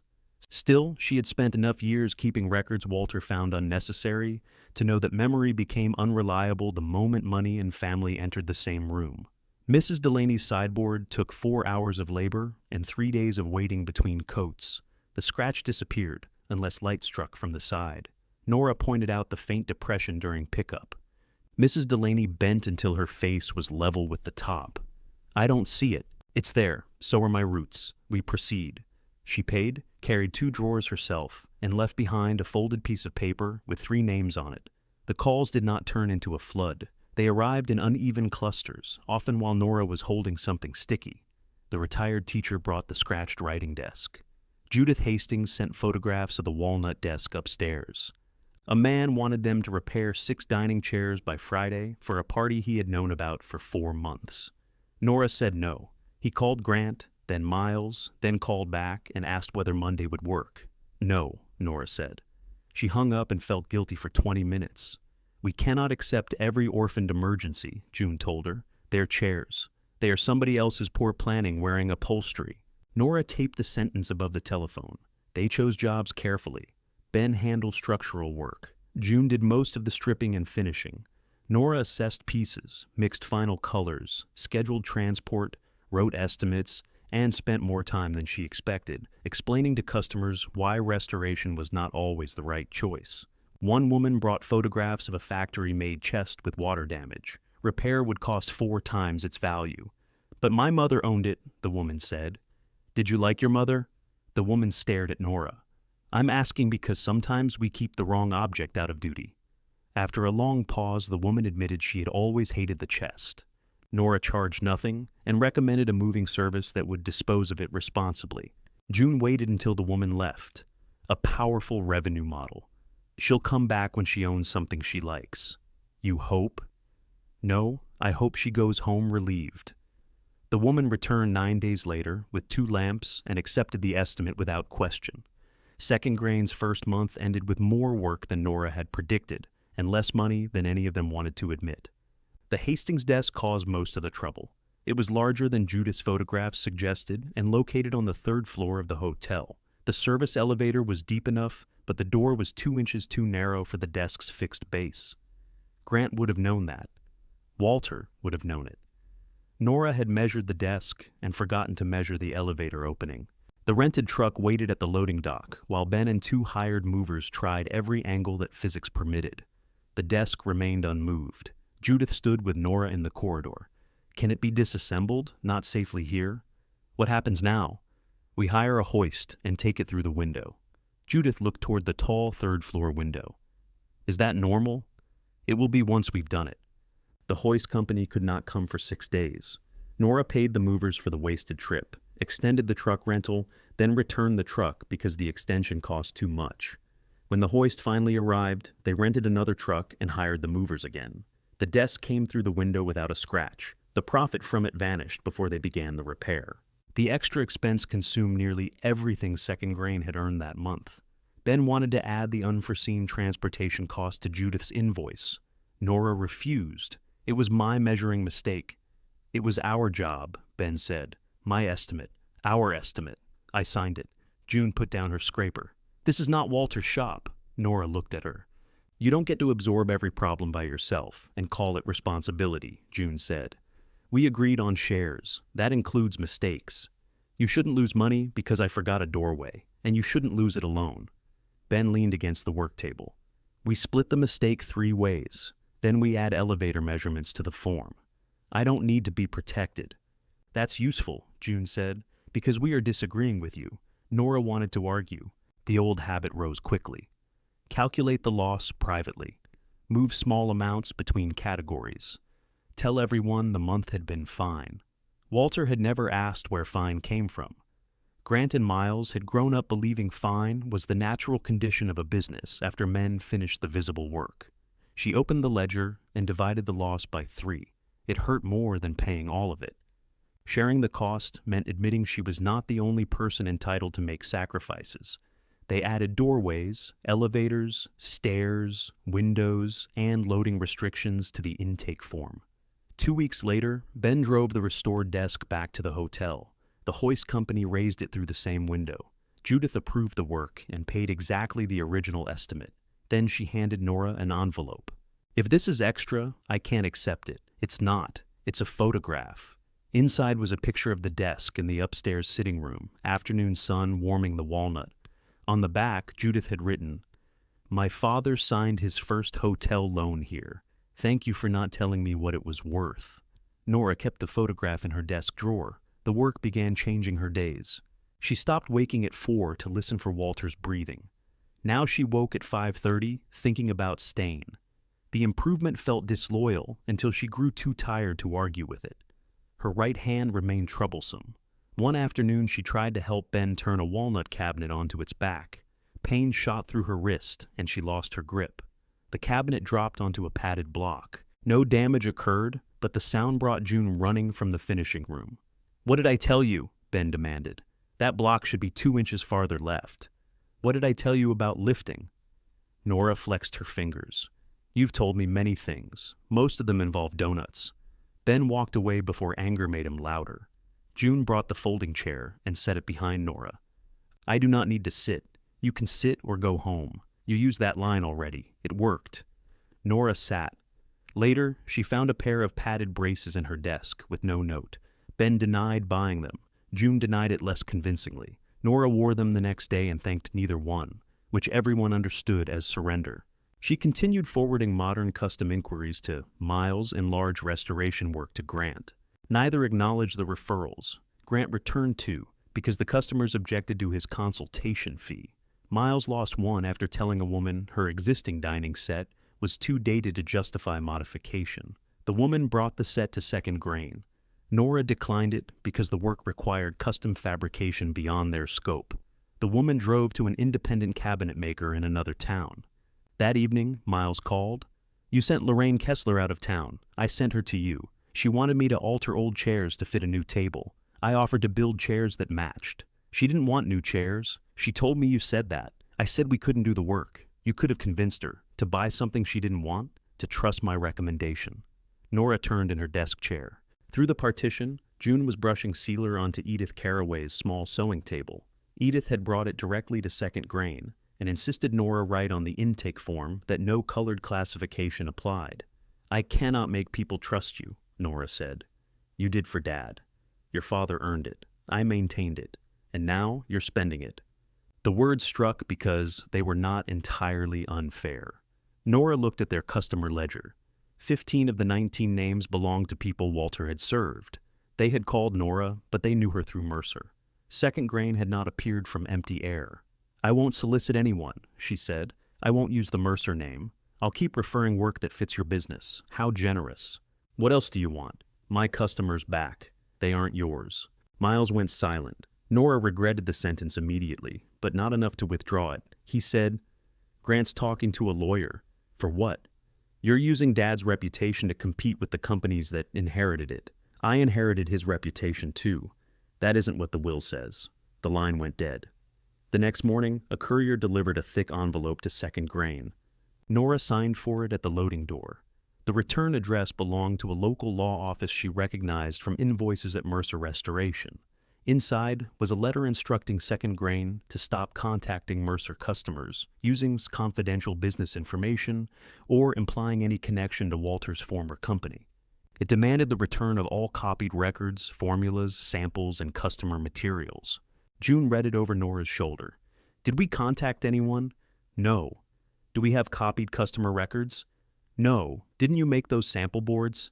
Yes. Then this sounds like Grant hired somebody to write down his feelings in expensive sentences. Nora folded the letter along its original crease. Under the legal language, she could hear both sons saying the same thing they had said with colored tape. Ours. For the first time, she did not feel erased. She felt angry enough to answer.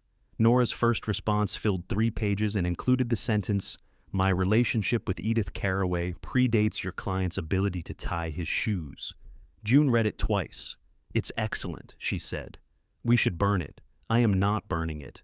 Then put it in a drawer until it stops being satisfying. Ben took the letter, reached the second paragraph, and whistled. "You called Grant's business a taxidermy exhibit. It looks dead and expensive. I'm not disagreeing." They persuaded Nora to speak with a lawyer before mailing anything. She resented the expense, resented Grant for creating it, and resented herself for feeling relieved when the lawyer said the letter was broader than the facts supported. Nora had not copied Mercer's customer database. She did not advertise herself as Walter's successor, use the Mercer name, or claim ownership of either son's business. General restoration methods were not confidential, simply because Walter had written them in a black notebook. Individual formulas might be disputed if used commercially, so Nora agreed not to copy from the notebook, while the disagreement continued. "Can they stop people from calling me?" she asked. "No." "Can they stop me from answering?" "No." Then that appears to be the important part. The lawyer drafted a dry 1-page response. Second Grain denied solicitation, denied possession of confidential customer records, and asked Grant's lawyer to identify any specific misleading statement. Nora supplied copies of the intake ledger, showing that customers had initiated contact. The consultation cost $375. "For that price, the paper should sing," she told June. "It does. You just don't enjoy the song." Nora mailed the response and invited her sons to the workshop on Monday evening. Grant arrived at 6 sharp. Miles arrived at 6:20, carrying a pizza no one had requested. He looked around the shop with open curiosity, taking in the work tables, ventilation system, lockable cabinets, and temporary paper sign taped beside the loading door. "This used to be Lila's storage room," he said. "It still smells like polyester," Grant replied. Lila, working on the other side of the wall, knocked 3 times. "She can hear you," Nora said. "Good ventilation," Miles said. June and Ben had gone home. Nora wanted the conversation to remain inside the family, though she was no longer certain that made it safer. She placed the intake ledger on the desk beside the pizza. Grant did not sit. "My lawyer said not to discuss this without him." "Then you can listen." Miles opened the pizza box. "What kind did everybody want? No one wanted pizza." "I know, but now that it exists." Nora pointed to the ledger. "Every Second Grain customer is listed there. Dates, referrals, calls, whether either of you decline the work. We have not contacted one Mercer customer." Grant glanced at the pages. "They know you because of the shop.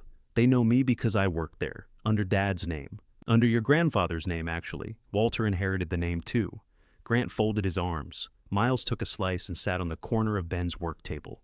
"You're saying none of them belong to us. I am saying adults are not inherited. We bought goodwill when we took the business," Grant said. "You didn't buy it. Your father left you the company. That includes goodwill. Then why are you here asking me to return it?" Miles stopped chewing. Grant's face hardened. "This is exactly why I wanted a formal letter. You turn everything into a personal argument. It was personal when you changed the lock. You weren't an employee. I was your mother. The insurance company does not have a category for that." Nora rested both hands on the desk. "Here is what I will do. I will continue referring modern custom jobs to Miles and large restoration jobs to Grant. We will not take work either of you has accepted unless the customer removes it and comes to us without prompting. We will not use Mercer records or advertise through Walter's name." "What do you want?" Grant asked. He understood negotiation. That had always been his strongest language. "You finish the open jobs your father promised, together, if necessary. You honor deposits and warranties without making customers fight over red and blue. You stop telling people they've been assigned. And you offer June and Ben fair work where you need their skills. Miles put down his pizza. Ben works for me. 3 days a week when there's work. Last week there was one. That isn't your business. It becomes my business when you accuse me of taking him. Grant shook his head. June's arrangement was unsustainable. She made the Hastings panel match. You made it match. June prepared the surface and built the finish. I can contract that out. Then stop using her name when customers ask who trained your contractor. Grant looked away. Miles wiped his fingers on a napkin. You want control over how we run our companies in exchange for not taking our customers. I want you to keep the promises attached to what you inherited. Dad's promises were half the problem, Grant said. The words hung there. Nora thought of Walter in the hospital, asking whether the caraway chairs had been picked up, though no one had scheduled them. He had made promises carelessly near the end. Before that, he had made them generously and expected Nora to force them into the calendar. Then decide which promises are possible, she said. Tell people honestly when they aren't, but do not keep their deposits, pass them between you, and call that inheritance. Miles looked at Grant. She's talking about your account. Your truck picked up half those pieces, because you told me to. You took the profitable ones. You marked them blue. Nora held up her hand. This is what customers hear. Both stopped. Grant walked to the finishing cabinet and examined the labels June had written. I can't agree to rehire someone I can't afford. Then say that. Don't call her obsolete. I never used that word. You used independent artisan. That's a business classification. It's a firing with decorative trim. Miles snorted. Grant shot him a look. Nora went to her desk drawer and removed Walter's black notebook. She had brought it from home that morning after reading every page. Grant's eyes fixed on it. You said you need this to finish older work, she said. I do. You promised to honor the open estimates. I am honoring the ones assigned to me. All of them. Mom, all the restoration estimates. If Miles needs a turned part, you arrange it. If he needs your records, you let him see them. No archive fee. Miles stared at Grant. You charged me to look at Dad's files? It was a proposed record service. You invoiced me. You kept the cabinet with the invoice paper. Nora closed her eyes briefly. Do you agree? Grant looked at the notebook. He wanted it. Not only for formulas. Walter's hand filled those pages, mistakes crossed out, ratios revised, small judgments preserved. It was knowledge, but it was also proximity. I'll finish the restoration commitments, he said, and share the relevant formulas with Miles. If they apply to his work, without charging him. Grant's jaw moved. Fine. Nora gave him the notebook. Miles stood. Why does he get it? Because the formulas apply mostly to restoration. There are custom finishes in there. He will share them. Grant tucked the notebook beneath his arm. You have the order books, half the order books, the half you took, the half you left after moving the others into your locked office. Nora looked at the pizza. No one had eaten more than one slice. Take it with you, she told Miles. The meeting ended without an agreement anyone could describe. Grant took the notebook. Miles took the pizza. Nora stood alone beneath the fluorescent lights, wondering when being fair had become a way to disappoint everyone equally. 3 days later, Grant called to say Walter's estimate for the retired teacher's writing desk was no longer viable. You promised, Nora said. I promised to honor restoration commitments. She never paid a deposit. Walter wrote an estimate, at a price that barely covers materials. Then call her and explain. Don't have your lawyer do it. I am explaining. To me. Because she called you first after receiving my revised quote. Nora opened the intake ledger. The teacher's name was there, with the date and Grant's original refusal. What did she say? That she wants second grain. Did you tell her to call us? No. Then she made a choice. She made a choice based on your price. We haven't given her one. She assumes you'll honor Dad's. Nora looked through the partition. June was working on Edith's sewing table, while Ben repaired the inner rail. Neither of them could perform the job at Walter's price without donating hours. I won't, she said. Grant went quiet. I'll give her a fair estimate, Nora continued. If she declines, that is her decision. That's convenient. It's expensive. Those are not the same. He hung up. The teacher accepted second grain's estimate, even though it was higher than Grant's revised price. I don't understand, Nora told June after the woman left. June sanded a drawer edge. She trusts you. Trust should not cost her an extra $100. It costs us to earn it. That week, Ben stopped receiving calls from Miles entirely. He pretended not to notice until Nora asked directly. He hired 2 temporary installers, Ben said. Younger backs, lower rate. Did he fire you? He said he'd call when the right project came in. So, yes. Ben tightened the vise. He's trying to survive. So are you. I know. Nora added more of Ben's hours to Second Grain's schedule. They did not have enough work to replace everything Miles had paid him, but they had enough to make the loss less frightening. The old customers continued making choices. The Hastings Hotel sent Grant one smaller job, but asked Second Grain to inspect 3 guest room desks. Mrs. Benson took her dining set to a shop 2 towns away. Sam brought Nora a lamp with a loose cord, accepted her recommendation for an electrician, and stayed 40 minutes to complain about Grant's consultation fee. Nora did not encourage him. She also did not defend Grant as quickly as before. Near closing one Friday, Miles came through the loading door. His clothes smelled of sawdust and cold air. He had not shaved, and there was a pale groove around his ring finger where he used to wear a wedding band years earlier. Nora had seen it before, but noticed it now because he kept rubbing the spot. Hastings canceled the sideboard commission, he said. The reproduction? They said they were postponing. Nora waited. They asked whether you'd review my design before deciding. That is not restoration work, I know. What do you want me to do? Tell them I'm capable. You are capable. Tell them. Nora closed the intake ledger. Will you build what they asked for, at the price you quoted, without replacing their choices with yours? Miles looked toward the work tables. It's not the design I'd recommend. Then explain once. After that, listen. He laughed bitterly. You make it sound easy. No, I make it sound necessary. Will you help or not?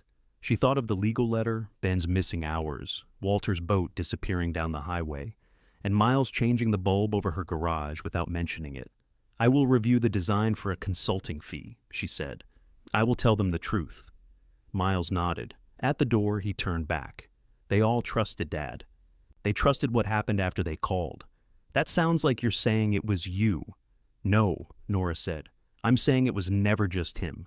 And it was never just the name. Miles stood there a moment longer. Then he asked quietly, was it ever us? Nora could not give him the answer he wanted. It still could be, she said, but not because somebody left it to you. Miles's warehouse had no front door a customer would willingly use. The public entrance was a dented metal door between 2 loading bays. Inside, unfinished cabinets crowded the walls. Sheets of plywood leaned behind a folding table that held a coffee maker, invoices, and a jar of plastic forks. The air smelled of sawdust, glue, and something electrical running hotter than it should. You meet clients here? Nora asked. I go to them. Because you meet clients here. Miles ignored that. The Hastings sideboard design lay across 2 sawhorses. It was handsome, technically precise, and almost completely wrong. Judith had asked for a piece that could hold hotel registration books beneath an existing portrait. Miles had designed a dramatic walnut cabinet with curved doors and brass inlay. This is beautiful, Nora said. I hear a second sentence coming. It belongs in a different hotel. He crossed his arms. The lobby needs something new. The lobby needs something that looks as if it has always been there. That's cowardly design. That's hospitality. He pointed to the sketch. The curve repeats the staircase. It competes with the staircase. She asked for walnut. She asked for a sideboard. Miles walked to the coffee maker, discovered the pot empty, and put it back as if someone else had disappointed him. You agreed to review it, he said. I am reviewing. You've been here 6 minutes. It was wrong in the first 30 seconds. I spent the rest admiring the drawing. His mouth twitched, though he fought it. Nora took tracing paper from the table and laid it over the design. The hotel has straight paneling, square columns, and old brass hardware. Keep the walnut. Lose the curve. Use 2 shallow drawers instead of 4. They need space for ledgers, not silverware. They don't use ledgers anymore. Judith does. She has a computer. She also has 3 pencils sharpened to the same length. Miles leaned over the tracing paper. If I simplify it that much, anyone could build it, then build it better than anyone. He looked at her. Walter had said the same thing to both sons, usually after one tried to make a simple job complicated enough to display his talent. Nora had not intended to sound like him. They worked for an hour. Miles revised the proportions. Nora called Judith and asked what she planned to put inside. The answer included registration ledgers dating to the hotel's opening, stationery, and a collection of keys no longer connected to any known door. "See," Nora said after the call, "pencils." Miles sent the revised drawing that afternoon. Judith approved it the next morning. He brought Nora a check for her consulting fee in an envelope marked "Paid Without Groceries." She pinned the envelope above Second Grain's telephone until June made her take it down. The sideboard commission kept Miles busy for 3 weeks. He asked Nora 2 more questions and paid for both answers. He also rehired Ben for one afternoon to help fit the doors, though neither man mentioned it until Ben arrived at Second Grain afterward with walnut dust in his cuffs. "How was the emotional reunion?" June asked. "He told me I was holding the plane backward. Were you?" "Eventually. It was not reconciliation, but it was work." Grant heard about the Hastings Commission before it was delivered. He called Nora from Mercer Restoration. "You consulted for Miles again." "He hired me. You told me you were referring custom work. I referred it. The customer asked me to review his design. And you did. That is generally how consulting works." Grant's silence had weight now. Nora could picture him behind her old desk, Walter's notebook nearby. "Did you find the formula you needed?" she asked. "I found a note." Her hand tightened around the receiver. "Nora knows the final color," Grant read. "Listen to her." Nora stared at the painted brick wall. "I saw it," she said. "When?" "Before I gave you the notebook." "Why didn't you show me? What would it have changed?" "I don't know. Maybe I would have understood why you were holding it back." "I wasn't holding it back. I was protecting something your father wrote while he was losing track of things. That handwriting isn't from the hospital. You can date handwriting now? It's on the Hastings page. That formula is at least 10 years old." Nora had not considered that. Walter added notes wherever space remained. The sentence might have been written after a job, before an argument, during lunch. It might have waited 10 years for anyone to notice. Grant's voice softened. "You think I don't know what you did there. You told me I kept the books. You did. I also trained June on color. I corrected your father's estimates. I chose fabric, assessed pieces, scheduled work, negotiated deliveries, and kept customers when Walter forgot to call them for 3 weeks. I know." "Then why did you put my belongings in a box?" He did not answer. The quiet extended until Nora could hear the faint hum of his shop through the telephone. "I wanted one thing that was mine," Grant said. The admission was so low she almost missed it. "You had a business before Dad got sick," he continued. "You and him. Miles had his warehouse. I had a corner of a shop where every decision could be changed because Dad walked in. Then he died, and I thought the restoration side would finally be mine. You kept walking back in." Nora sat at her desk. "You could have told me that. You would have been hurt." "I was hurt. I know that now." She looked through the partition at June and Ben, working on the retired teacher's desk. June brushed color into a scratch while Ben adjusted a drawer runner. Their conversation moved beneath the ventilation fan, too quiet to hear. "Wanting something of your own does not require pretending I did nothing," Nora said. "No, and it doesn't make customers yours." Grant's voice hardened again. "We have already had that argument. Then we'll stop before you call another lawyer." He almost laughed. "Bring the notebook back when you're finished copying what you need," Nora said. "It belonged to Dad. It was in his personal briefcase. The formulas belong to the shop. You have copied them. That's not the point." "No," she said. "It rarely is."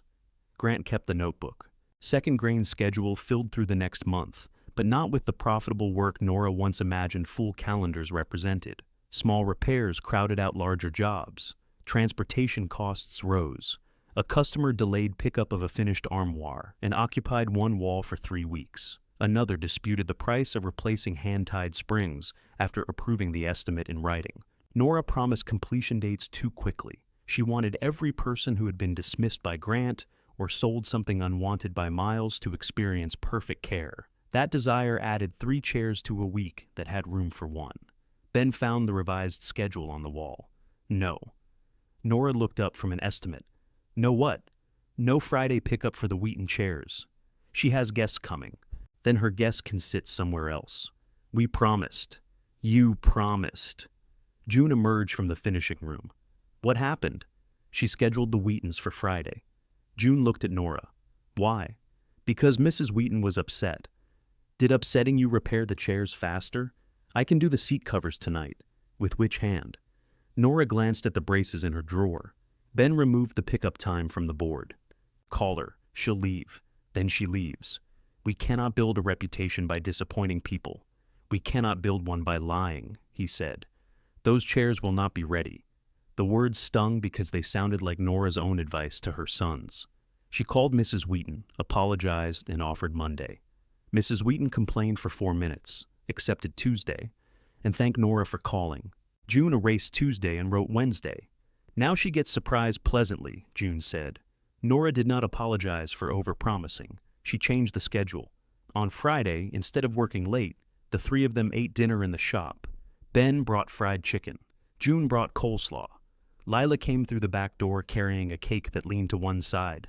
What happened to it? Ben asked. It's tired. They ate around the work table. The conversation moved from difficult customers to Lila's furnace, then to the worst furniture each of them had ever seen. Ben described a recliner upholstered in outdoor carpet. June insisted she had once refinished a coffee table containing 47 pennies sealed under resin, all heads down. Nora laughed until her hand ached from gripping the edge of the table.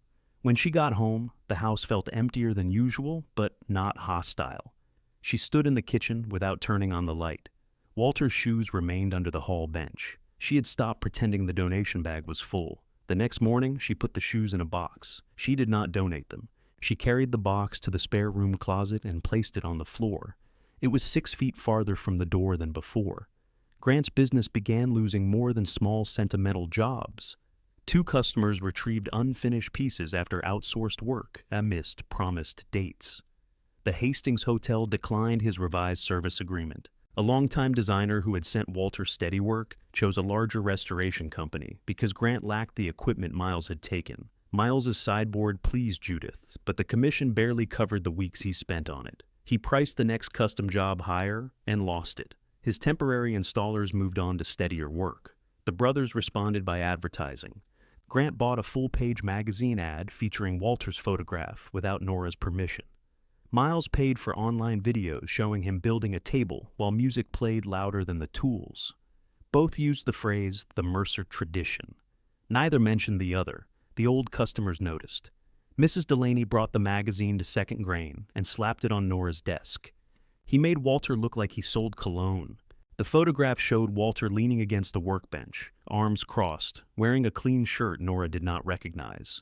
That was taken for the chamber directory, she said. He has no dust on him. They removed it from the photograph. Indecent. Nora closed the magazine. Grant is trying to bring in new work by pretending the old work followed him. Some of it did. Most did not.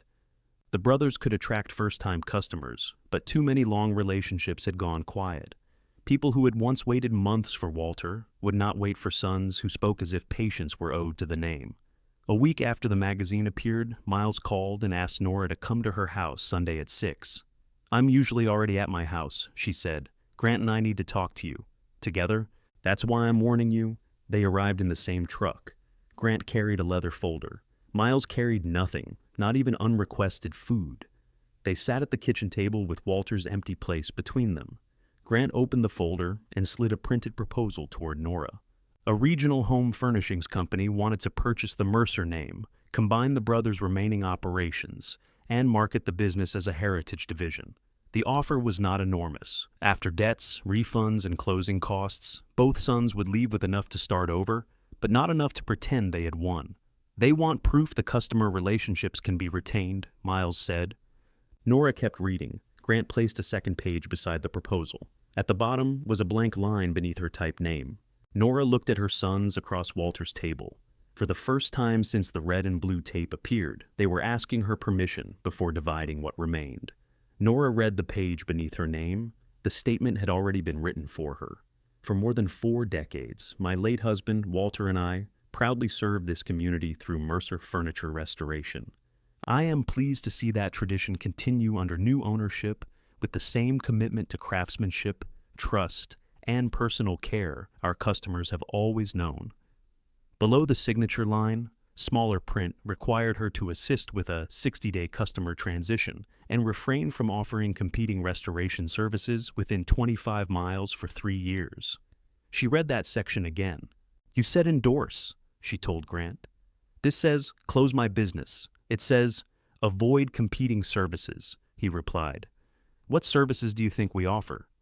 "The buyer's willing to define exceptions." "What exceptions?" Miles pulled the paper closer. "Small restoration work, consultation, finish matching, that is our entire business." "Not exactly." "It is exactly enough." Grant rested his forearms on the table. "They're buying a regional operation. They need assurance that customers won't be redirected. I haven't redirected anyone. They don't care who called first. They care whether the Mercer customer base remains usable." Nora looked at the proposal. The company had valued the name, remaining contracts, equipment, and what it called legacy relationships. The amount assigned to those relationships was larger than the amount assigned to the tools. "Did you give them Walter's customer ledger?" Grant's eyes shifted toward Miles. "We gave them access for due diligence," Miles said. "The same ledger your lawyer accused me of taking? That's different. You're selling it." "Yes," Grant said. "That is what businesses do with assets." Nora pushed the proposal away. "Those names are people who asked you not to hand them around. They're historical records," Grant said. "Then why do you need me to call them?" Neither answered. On the counter, the refrigerator hummed. Someone's headlights moved across the kitchen ceiling and disappeared. Walter had complained for years that the curtains did not close properly. Nora had promised to replace them after Christmas, though she no longer remembered which Christmas. Miles leaned forward. "We're not asking you to trick anybody. Send one letter. Say this company is taking over, that Grant and I approve, and that you support the transition." "Do you?" "Do we what?" "Approve." He looked at the proposal. Grant said, "It gets us out from under two businesses that can't sustain their overhead." "That was not my question. It's the practical answer." Nora turned to Miles. He rubbed the pale groove around his finger. "I don't know yet." Grant's chair creaked as he leaned back. "Wonderful." "You want me to lie?" Nora said. "No," Grant said. "We want you to express confidence." "I don't have confidence in a company I've never met. They've been operating for 26 years. So has the tire shop. I don't let them restore chairs. They have an established furniture division. Then they should not need my blessing. They need retention." There it was, stripped of tradition and family language. Nora touched the typed paragraph. "Who told them I co-founded Mercer?" Grant said nothing. "You wouldn't call me an owner when you changed the locks. Your lawyer said I had no right to Walter's formulas, but a buyer wants my signature, and suddenly Walter and I proudly served the community together. That language came from their marketing department. It is the first accurate thing anyone has written about me, and they wrote it because they want me gone." Miles looked down. Grant's expression tightened. "You are not gone. You opened another shop using everything Dad taught you. Everything we taught each other. Fine. Everything you both did. Is that what this takes? I'll say it. You were part of Mercer. You were important. You helped build the customer relationships. Now, help us salvage some value from them." The word salvage landed harder than Grant intended. Nora saw him recognize it and decide not to withdraw it. "What happened to the value?" she asked. Grant stood and walked to the window. "You know what happened. I know Mrs. Delaney told you not to assign her. I know Edith asked for me. I know Sam's rocker sat in my garage because both of you inherited half the excuse for not fixing it, and I know you opened a competitor after 6 weeks. Because you told me to go home. We told you to rest. You changed the lock. You keep coming back to that. Because the door was the part I could see." Miles spoke quietly. "What was the part you couldn't?" Nora looked at him. The anger in her had burned so steadily that she had forgotten there was a shape beneath it. "You made me unnecessary before you found out whether I was," she said. Grant faced the window. Miles did not move. Nora continued. "I had spent 8 weeks sitting beside your father while his body stopped doing things.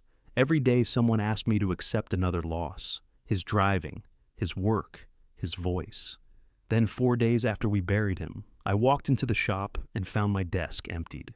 You told me I could finally rest, as if my life had been the unpleasant part of his." Miles closed his eyes. Grant turned around. "We were grieving too." "I know. You act like we were standing there counting money. You were standing there counting clamps. We had employees, customers, bills, two operations to separate. You chose to separate them because working with him was impossible. Miles looked at his brother.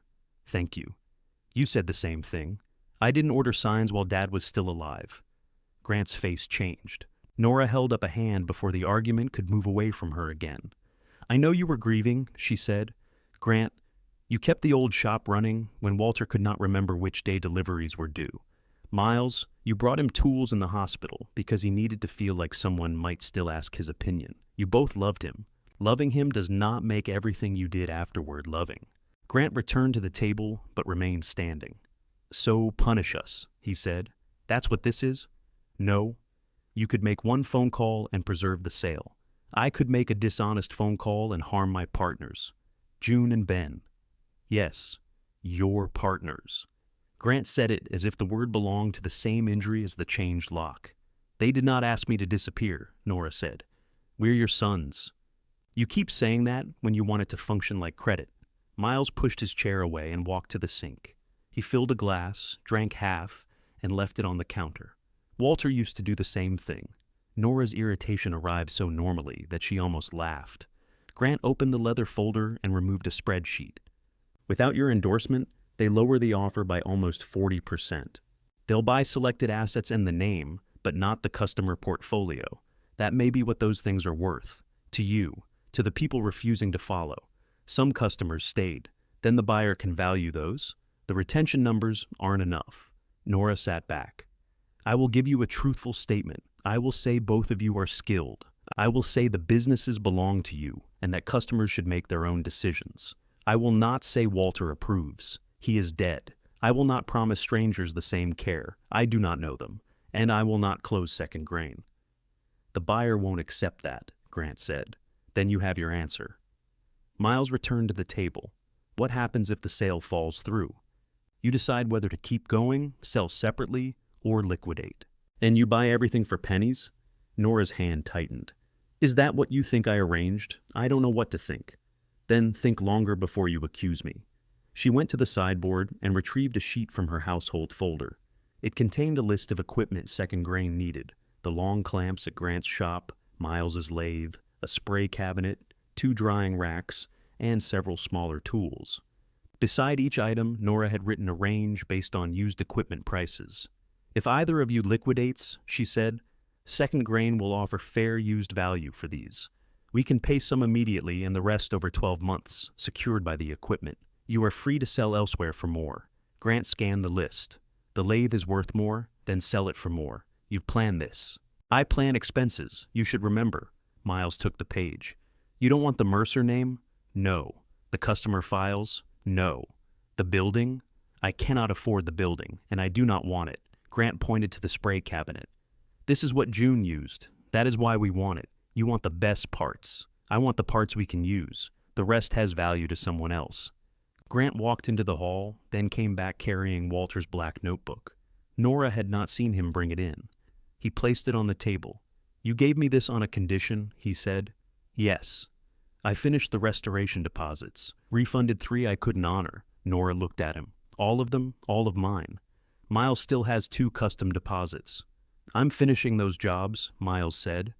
Grant ignored him. I copied the formulas. Dad's notes stay with you. Nora put her hand on the notebook, but did not open it. Thank you. Don't thank me like you won. This is not winning. It looks remarkably like it from here. Nora stood. Then look at me, Grant. He did. I do not want your business to fail. I do not want you frightened about debt. I do not want Miles ashamed every time a customer says no. I wanted both of you to succeed. I still do. But I cannot tell old customers that care follows a name when you spent months proving it doesn't. Grant's eyes shone, though his voice stayed hard. Dad left it to us. He left you tools, property, records, and a name. The customers never belonged to him either. Miles sat down again. Grant gathered the proposal and spreadsheet. He left Nora's unsigned statement on the table. At the front door, he paused. If the buyer walks, I'm selling the building, he said. I'm done pouring money into a monument everybody prefers remembering. Nora wanted to tell him the shop had never been a monument. It had been a cold room, with bad plumbing, misplaced fabric, and a paint paddle holding up a caster. It had been ordinary work, and ordinary work required people to choose it again every day. Then sell it, she said. But don't call leaving a betrayal if staying is destroying you. Grant opened the door. Miles remained at the kitchen table until his brother's truck pulled away. He'll think you chose me, he said. I didn't choose either of you. That might be worse. Nora sat across from him. The proposal lay between them, its promise of heritage and continuity waiting for a signature it would not receive. Miles picked up the equipment list. The lathe needs a new belt, he said. I know. The tailstock sticks. Ben knows. You couldn't pay the top of that range. No. He rubbed the paper between his fingers. I might take the bottom, he said. Nora did not reach for his hand. She did not turn the offer into forgiveness. Think longer, she said. Miles nodded. For once neither of them asked what the other meant. Miles thought longer. 3 days later, he called Nora from the warehouse and offered the lathe at the bottom of her range, plus the turning tools Ben said were worth keeping. I can pay half now, Nora said. The rest over 10 months. 12 is fine. We agreed on 10. We didn't agree on anything. We are now. He laughed quietly. Fine. 10. The regional buyer reduced its offer exactly as Grant had warned. Without Nora's endorsement and without evidence that the old customers would stay, the company wanted the Mercer name, selected designs, and little else. Grant rejected the price. Miles would have accepted it, but neither brother owned enough alone to complete the sale. They argued through 2 more meetings, one accountant, and several days of not speaking. Then Grant listed the shop building. He did not announce the decision to Nora. A for sale sign appeared in the front window beneath the Mercer name. Mrs. Delaney saw it while driving to the pharmacy and called Second Grain before she reached home. So that's it? She asked. That is Grant's decision. Are you buying it? No. You should. I should not. It's your shop. It hasn't been for a long time. The answer surprised Nora as she said it. She had spent months grieving a room she no longer wanted. The building sold to a company that planned to turn the front into offices and use the workshop for storage. The price covered Grant's business debts, customer refunds, and the loan he had taken for improvements. He kept less than people assumed. Nora knew because Grant brought the settlement figures to her house and left them beside the coffee pot as if proving that he had not profited from anyone's pain. I didn't ask to see these, she said. You think I walked away rich. I don't. People do. People thought your father was rich because he owned clamps. Grant opened the refrigerator, moved 2 containers, and found nothing he wanted. The funeral casseroles were long gone. The buyer wants possession in 30 days, he said. What will you do? I have an offer from a commercial renovation chain, regional supervisor. Where? 2 hours north. That's a long drive. I'd move. Nora waited for him to say more. Grant kept looking into the refrigerator. You'd be good at it, she said. He shut the door. You don't know anything about the job. You're organized. You understand old buildings. You enjoy telling contractors they're wrong. I don't enjoy it. You bring your own pencil to restaurants in case the waiter needs to correct the check. One time, you sharpened it at the table. His mouth moved, almost a smile. Then he noticed Walter's black notebook on the counter. You keeping that here? I'm taking it to Second Grain. Of course. The brief softness disappeared. Grant, you've got the formulas, the customers, June, Ben. Now the equipment. I bought equipment. With money from Dad's boat. With money from my boat. He picked up the settlement papers. There's always a correct answer with you. No, there is an accurate one. Same difference. He left without saying goodbye. Nora stood at the window and watched him sit in his truck. For a moment, he rested both hands on the steering wheel without starting the engine. Then he drove away. Second Grain purchased the long clamps, spray cabinet, 2 drying racks, and a set of carving tools from Grant's liquidation. The prices matched the middle of Nora's ranges. Grant refused installment payments and insisted on cash, which forced Nora, June, and Ben to delay buying a better ventilation unit. It was not a bargain. That mattered to Nora. The equipment arrived on a cold Tuesday. Grant came with the movers and supervised every strap. Walter's apron lay folded on the passenger seat of his truck. Nora noticed it when she went outside to sign the receipt. Are you keeping that? She asked. Yes. Good. Grant looked toward the workshop. Through the open loading door, June was directing the placement of the spray cabinet. Ben had already begun complaining that the long clamps were being stacked incorrectly. "You'll need to replace the filter housing," Grant said. "It leaks around the bottom seam." "I know, you say that a lot. So do you." A mover rolled the last drying rack into second grain. Grant held out the invoice. Nora signed it and returned his pen. "If customers call me after I leave," he said, "I'm sending them here. That's fine. You don't have to sound pleased. I'm not pleased you're leaving. You got what you wanted." Nora looked at him. "What do you think I wanted?" "This." He gestured toward the equipment moving through the loading door. "Your own shop. Everyone knowing you were the reason Dad's worked. I wanted to be asked." Grant's expression changed, but the anger held. "You could have told us you wanted it." "I did. After the funeral, while we were already trying to sort everything. You were using 2 colors and no questions." He folded the invoice. For a second, Nora thought he might apologize. Instead, he said, "Those customers would have stayed if you hadn't opened. Some might have. Most. Maybe." He had expected her to deny it. The agreement unsettled him more. Nora continued. "They might have stayed longer. That doesn't mean they would have trusted being treated that way. You turned them against us. I spent the first month defending you. You stopped." "Yes." Grant looked past her at Walter's old spray cabinet. "That's the part you don't regret." Nora considered lying. "I regret that you gave me so much to defend," she said. He placed the invoice beneath his arm and walked to his truck. "Call me when you get settled," she said. "I know how to move. I know."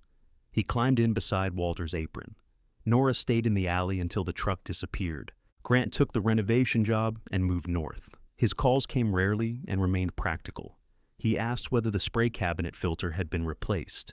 He told Nora the commercial chain was badly managed and then defended it when she agreed. He did not ask about second grain. Nora did not force the subject. Miles closed the warehouse 2 weeks after the lathe left. He finished one custom order, refunded the other deposit, and sold the remaining equipment through an auction service. The money cleared his rent and most of his supplier debt. For a month, he described himself as between projects. Then he stopped using the phrase. A cabinet manufacturer 40 minutes away hired him after 2 interviews, and a skills test he considered insulting until he scored lower than expected on one section. He began in production planning with regular hours and health insurance. For the first time in years, his income did not depend on convincing someone to approve a design. He called Nora on his second Friday. "They make 70 cabinet doors a day. Do they need that many?" "Apparently." "Are you holding the planes correctly?"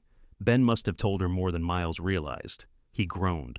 The lathe's belt snapped during its first week at second grain. Ben replaced it. The tailstock continued sticking until June struck it with a rubber mallet and declared the repair complete. Nora made the final payment to Miles 9 months early, only because second grain had enough cash after expenses to do so. She included a detailed statement. Miles called to ask why she had added interest. "Because you carried the balance. You're my mother. You sold us equipment. You could have kept the interest." "No. You enjoy being difficult. I'm told it distinguishes the business." Second grain did not become large. Nora no longer wanted large. They kept 3 or 4 active jobs at a time. Some months paid comfortably. Others required them to postpone equipment purchases and take less home. They rejected work that demanded more lifting than Ben could manage or more time than Nora could promise honestly. June continued accepting independent finishing jobs and charged second grain the same rate she charged everyone else. The old customers remained, but not all of them. Some followed price. Some preferred the convenience of a larger company. Some stopped restoring furniture altogether. Nora learned not to treat every departure as betrayal. The ones who stayed came because second grain remembered the difference between an object and the reason someone had kept it. Helen visited whenever they had walnut under finish, claiming she wanted to compare colors. Edith brought coffee and inspected the chairs in progress without invitation. Sam appeared with increasingly implausible reasons to borrow Ben's screwdriver. Mrs. Delaney referred people, then warned Nora not to become too busy for her. The studio accumulated signs of use. Finish stained the concrete. Pencil notes appeared on the brick. The cardinal mug developed a hairline crack near the handle, and Nora kept using it until June replaced it with a plain white one that said, "Second grain," in dark green letters. "You had that made?" Nora said. "Lila did." "Then why does the G lean?" "Character." Nora put the cracked cardinal mug in her desk drawer beside Judith's photograph. She did not throw it away. She no longer needed to use it every day. Miles came to the workshop one afternoon, carrying no pizza, groceries, design, or unpaid question. He stood near the loading door while Nora finished a call. His work shirt bore the cabinet manufacturer's logo. The regular hours had changed him in small ways. He looked less hurried, though not necessarily happier. "What do you need?" Nora asked. "Nothing. Are you ill?" "I was nearby. You work 40 minutes away." "I was nearby in a broad sense." Ben came through the partition carrying a cabinet door. "If he wants his lathe back, I've grown attached. I don't want the lathe." Miles put his hands in his pockets. "I thought I could help if you had a delivery." Ben looked at Nora. Nora looked at Miles. "We have a cabinet going to Mrs. Delaney," she said. "Of course you do. She will tell you how to carry it." She told Dad how to bleed. She was right.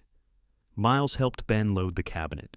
He did not direct, advertise his experience, or suggest improvements. When Mrs. Delaney objected to the angle of the blanket, he changed it. Afterward, he returned with Nora to the workshop. June and Ben went home. Lila's lights clicked off on the other side of the wall. Miles stood beside the repaired writing desk. "I divided the shop because I was afraid Grant would take everything before I knew what I wanted," he said. Nora waited. "I told myself moving fast was business. Really, I didn't want to stand in that room with him and talk about Dad. You could have stood there with me." "I know." His eyes moved to the black notebook on Nora's desk. "I treated you like the part of Dad's life that would still be there after we finished fighting. I am still here. That doesn't make it all right." "No." He nodded, accepting the answer without bargaining. "I'm sorry," he said. Nora did not forgive him in a sentence. She asked whether he wanted coffee. He said yes. They drank it at the work table and discussed nothing important until closing. When the anniversary of Walter's death approached, Nora found herself listening for the old 4 o'clock silence again. She did not want to sit at home with it. She closed second grain early and invited people to supper. June brought roasted vegetables. Ben brought fried chicken, having learned nothing. Helen brought a walnut-colored cake that tasted better than it looked. Edith arrived wearing both earrings. Sam came with a folding chair, despite the workshop already containing 11 chairs. Lila opened the connecting door and carried in a basket of fabric napkins. They ate among the finished pieces and the ones still waiting to be repaired. Someone placed Walter's black notebook on the shelf to protect it from gravy. His old brush stood in a jar near June's pigments. The long clamps Grant had sold them hung along the brick wall. None of the objects felt hidden. None of them needed to be. Nora was cutting Helen's cake when a knock sounded at the loading door. Miles stood in the alley holding a loaf of bread. He did not walk in. "I know you said 6, he told Nora. "The bakery line was long. It's 6:20. I brought evidence." Behind her, Mrs. Delaney called, "If that bread is stale, he goes back." Miles looked past Nora at the table, the customers, the partners, and the open chair Ben was clearing for him. "I can leave it," he said. Nora thought of every Sunday she had waited for her sons to become the family she expected, and every day she had waited for permission to remain herself. She stepped aside. "Bring the bread," she said. "You're late."